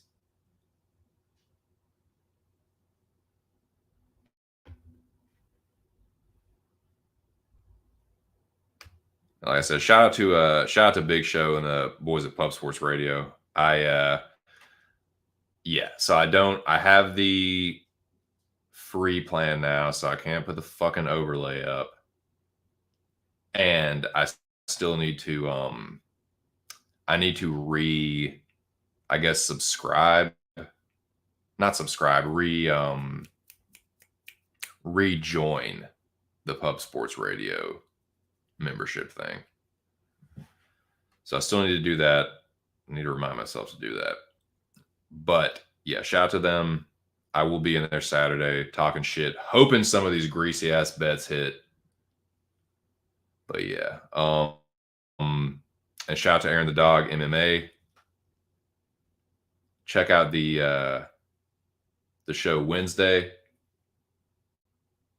was a good one, and like I said, these are the picks that I gave out on Wednesday as well. I will put them back up as I play the outro music, but I'm just trying to see if there's anything I need to mention before I get going. Nah, man, I think that's it. I'll be back Monday to eat crow. I'm sure there'll be something I have to answer for, and hopefully your boy gets in the green. Start moving back towards the green for the year. I'm down. It's not by too much, but need to get back in that green. Less red. So yeah, they're greasy bets, but with the exception of like 2, any of them hit, and we're good. So that's why I like them. Some of them are long shots for sure, but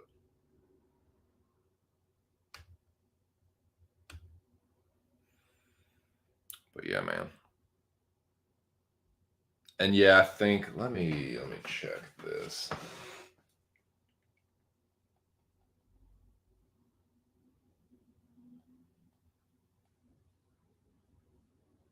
Check something real quick.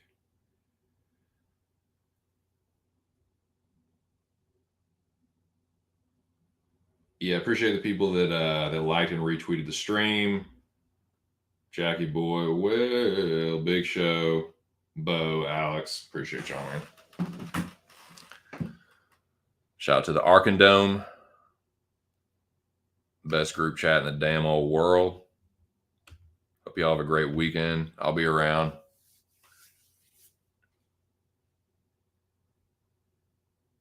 I'm sure the Garcia Davis weigh-ins will take place at some point. They might have already taken place. I'm not sure. But yeah, I'm really excited for that fight, man. Tank Garcia is a great fucking fight. I think Tank wins. I'll tell you what, dude. If Ryan Garcia wins, I will definitely eat crow, and I will give him ridiculous fucking credit for that.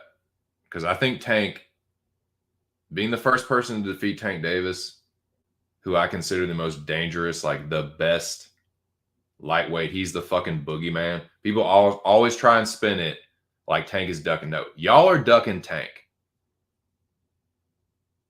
And you love having the convenient little, oh, this is the regular WBA. So you love being able to throw that out there. And be like, oh, so like Tank is ducking so and so. Nah, bullshit. Y'all are fucking clout chasers. Shakur Stevenson, even Devin Haney. That's why, like, I will give Devin Haney credit for this, though. He is not saying Tank's name because he knows what time it is, dude. That's why he's going after these old dudes. That's why he's going after Lomachenko. He knows Kambosos isn't as good as Tank or as dangerous. He's smart. Haney's smart, dude. Haney's smart, man. I think he has definitely matured a little bit. Stevenson, he's still a cocky little shit. Stevenson is a cloud chaser. He's a fucking cloud chaser, dude. Tank will whoop his fucking ass. But yeah, man, dude, if Garcia beats Tank or even has a close fight, takes Tank the distance, and it's real razor thin, I'm going to give Garcia a lot of. I give Garcia respect and credit just for taking this fight. I do. I talk a lot of shit about him, little Rai, King Rai, all that bullshit. Nah, man. I'm giving Garcia credit for taking this fight, period. He's one of the tougher fights for Tank in his career, so I'm not like shitting on him as a fighter. He's a good fighter. I don't think he's quite on Tank's level. He hasn't quite had the level of experience, but this is a really good fight for boxing. And I hope it's just a good fight in general. But yeah, I like Davis, but I'm biased too.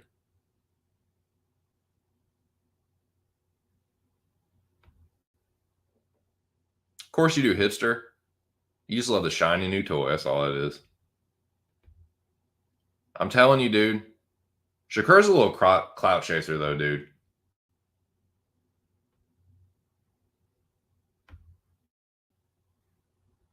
Tank is the fucking boogeyman. You know he is. Shakur doesn't hit like Tank does. I guarantee you that. So let's see. Let's see. I think that's it. I think that's about all I got. I think I'm gonna start. I'm gonna start to mosey, boys. Stroke this thing one more time. This new chillum. Christen this thing. Break this whole thing in. Let's see.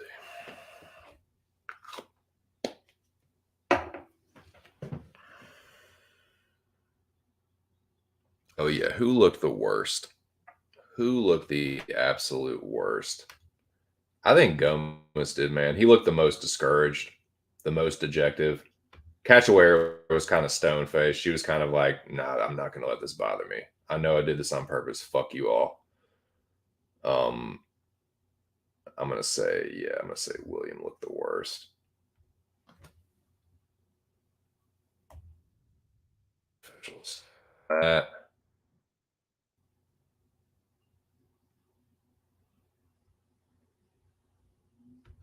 Who looked the best?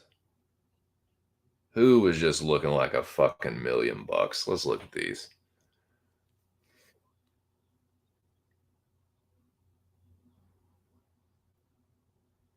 Gordon did look good. I will say that, Jack. Your boy Flood looks. Let's see. I don't know why I put Flash for. Isn't that one of Garcia's nicknames though? I think it's King Ryan Garcia though. I think that's his nickname. Everyone's a fucking king. Bobby Tavares. Tavares would look good. He's up there. Might have to give it to Carini just for the fro. Might have to do that, man. Francis Marshall looked sharp. Denai looked pretty good too. Usman was a brick shit house. So was Sergey. Brogan did look pretty good. I'm going to say, man,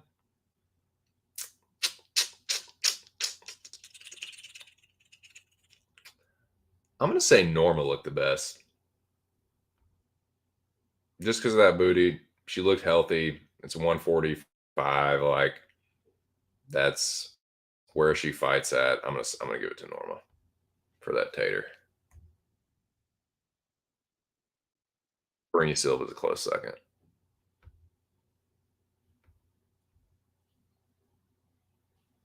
So yeah, that'll do it, boys. I'm gonna go eat some lunch, eat a late lunch, take care of a couple things.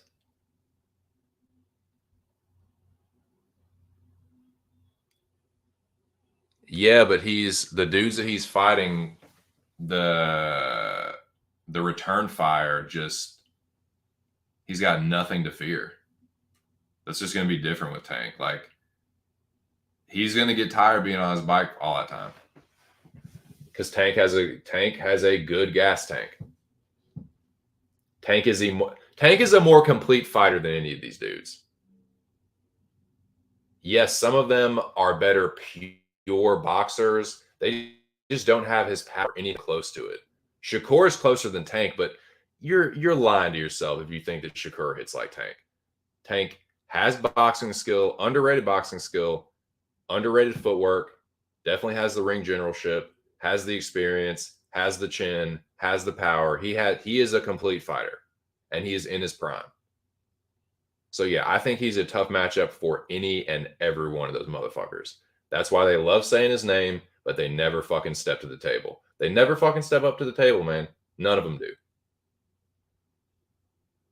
So I will give Garcia credit for that, and I love this fucking fight.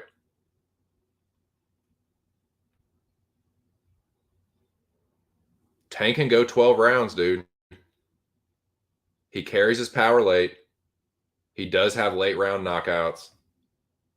I don't see what people just love to shit on Tank for some reason. Now I get it, dude.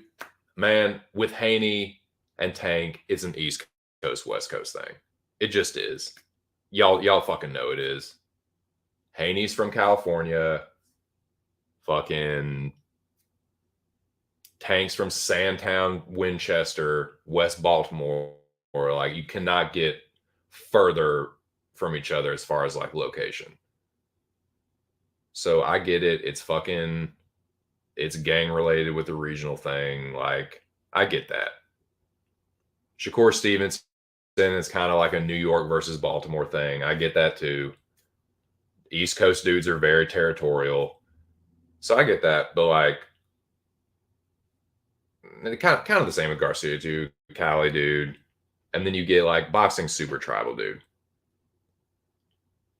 Black dudes, Mexican Americans, like it just is what it is. But this is a great fight, dude. It really is. It's a fucking killer boxing match. That's the fight I'm most looking forward to this weekend. It's the one I'll be locked in for the most. But the main event of the UFC card, Semi versus Jeremiah Wells. That's a great fight. I'm actually really looking forward to Marshall and Gomez too. I'm kind of pissed that Gomez missed weight, but I still like that fight. But yeah, man, I think I'm gonna get the fuck out of here.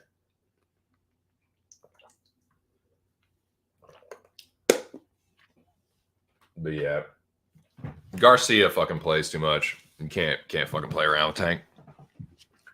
He tries to get cute and shit. You get cute and cocky against Tank, he's gonna look up at the lights. I think he will anyway, but we'll see. War Tank Davis though.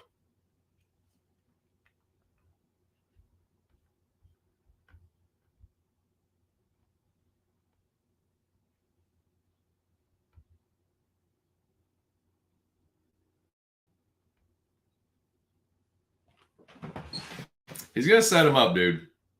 He's gonna be setting him up all night. 10th round, bada boom. I know, dude. Get like me. Get like me, Lobby.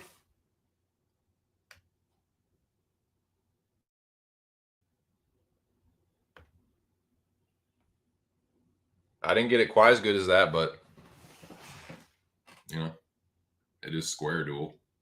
What do you want from me? That's the best I could do. But yeah, that's what I like. And I hedged it with this too. And nobody can see that coming. But official prediction, yeah, that's my official prediction. And I do need to change this. Ryan, isn't it King Ryan? King Ryan. Rye. Rye about to get fucking chin check, boys.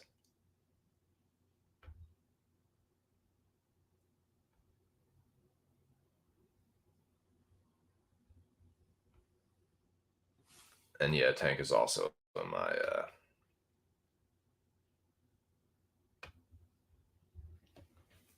Tank is also in the Black Power parlay. That's a nice little hedge prop. Because I'll love that. Because if the double dog dumbass parlay is still alive by the main event, and this parlay is still alive, I feel pretty good that one of them, like either Pavlovich is going to get knocked out or Blades is going to get knocked out. So I feel like as long as they're alive, like the double dog dumbass especially, dude, if Sergey wins by knockout, your boy's going to clean up. If Bobby knocks out Jared Gordon, I think there's a good chance that this hits too. But I like the idea of being able to go into the main event where I have a couple possibilities where I can make money. And the same with Tank, where there's like, Tank could, no matter what the outcome is, as long as Tank wins, I think there's a decent chance that I can get something out of it. But like I said, man, this is just a greasy way to blow $10. Just a little fun, little action, little game or 2 or 7 of chance. That's all it is.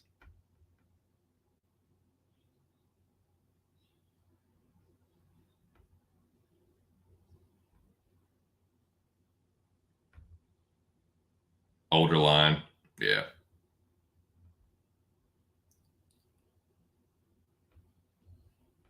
Yeah, you got to think about that. If it does go to decision, I mean, that's close because the narrative thing is close because I think Tank has been known. Tank is way, way more well known and established with boxing heads. Like Ryan Garcia has just been around for the last few years. Tank's been around since like, people been talking about Tank since like 2016, dude. His real like showcase coming out party was the McGregor Mayweather undercard. That's when I first saw Tank. That's when a lot of people got introduced to him. I mean, yeah, some hardcore boxing heads knew about him before that, but that was his first real like world stage kind of big fight moment. And now, dude, yeah, Tank is more established in the boxing world. But as far as like social media popularity, like it's Garcia, not even close. He's got like millions and millions of followers. So he's very popular. In fact, if anybody gets robbed, like if it's a scorecards, I would think if anybody gets robbed, it's Tank. But I just think if it does go to the scorecards, I have a hard time believing that Garcia hadn't got hurt once or twice in there. His defense just isn't there. He relies on being able to like, okay, I'm the better boxer. You're going to overcommit, and I'm going to stand here and counter left hook you. That is so dangerous against Tank because Tank will set the trap. Tank has good defense, and he can take a punch too. So I just think like him landing clean and Garcia landing clean is not going to be the same. So yeah, that's why I like Davis. And I just think if it does go to the cards, like, yeah, there's a possibility Tank could get robbed, but I think if it hits 12, I think Tank will have done more damage. So I'm willing to take a stab on that Tank decision.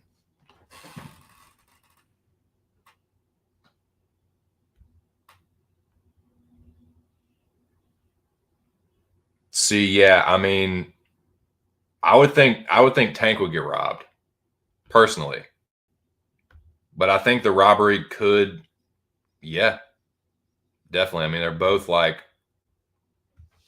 both popular on social media, but Garcia is more so like he's a young like Gen Z. All the fucking kids love him, dude. All the younger boxing fans are all over Garcia's nuts. Like I get it, but Tank is the better fighter. Way more experience, dude. Way more power. Garcia might be a little bit faster, but he is. It's not like Tank is slow. Don't get that fucking twisted for a second, dude. Tank is quick. Quick, good, sharp, accurate, powerful counterpuncher. I think Garcia is going to be in trouble. Yep, that's a good. What's up, Albanian boxer? So yeah, let me say this: people love to shit on Tank's record too. People don't realize not only does Tank knock people out who had not previously been knocked out, dude, he takes people's O's. He did that with Barrios. He did that with Pedraza. He did that with fucking Hector Luis Garcia. Take these dudes, never lost before, fuck them up, and knock them out. He does it over and over and over again. What do we have here? Nice shiny record. I'm telling you, dude, Luke Campbell, Lukey Poo, he is not no fucking power puncher. And he sat Garcia down on his dick. I'm telling you, if that's Tank, he ain't getting up.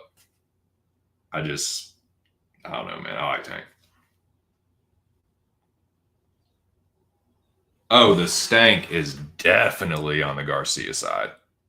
But yeah, that's a good point, Lobby. That's a good fucking point. Yeah, you're right. You're right. It is going to be it is Golden Boy coming to the table with PVC. That seems to happen a little bit easier anymore than with Top Rank. Don't really want to get into that, but yeah. Yeah, that's fair point.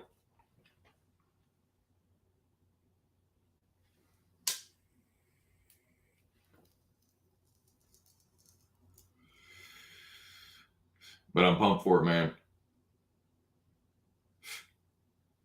But yeah, give me Tank by late knockout. I also think the Tank decision is a greasy little hedge. And I also have Tank by KO in a hedge parlay for the UFC main event. So that's it, boys. I'm going to get the fuck up out of here. I'm not going to make this a 4-hour stream. I got some things I got to take care of. And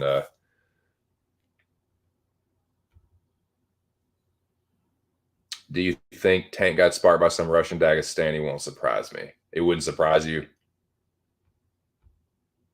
Okay. Fair enough. I just don't know who is going to do that at 135. You know?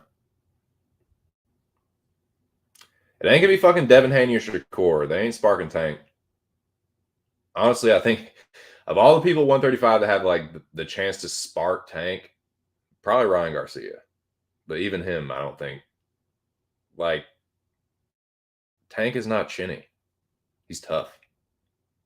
He can fucking take a punch. But we'll see. If there's anybody's chin to worry about, it's Ryan Garcia. It's going to be in serious fucking danger. But yeah, I'm going to get out of here, man. Stroke this thing one more time. Good stream, though. Didn't have quite as many people in here as I wanted, but you can't always get what you want. Man, I'm a good singer. All right, let me get this song going. You fucking jacknards.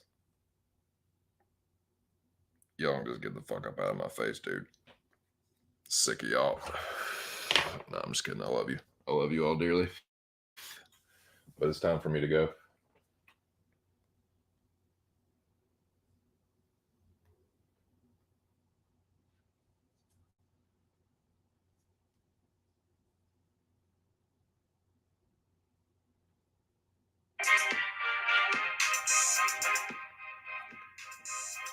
All right, boys. Another pretty good stream. Covered the weigh-ins. You can go back and look. Tell you what I have the weigh-ins up there, the results. You can hear what I thought about all of the fighters. I will put the banners up as this plays out. But yeah, thank you to everyone that came through. Appreciate the support. Shout out to the Rabbit Dog, Mr. Arkansas. And shout out to your Mecca Season 10 winner, irregardless. Make sure y'all go check out r/stream so you can get it straight from the Rabbit Dog's mouth. Make sure you subscribe to that channel. And yeah, man. Hope y'all have a good weekend too. Best of luck with your picks and bets if you're on Tapology. And yeah, man. I'll be around. I got some fucking greasy ass grease.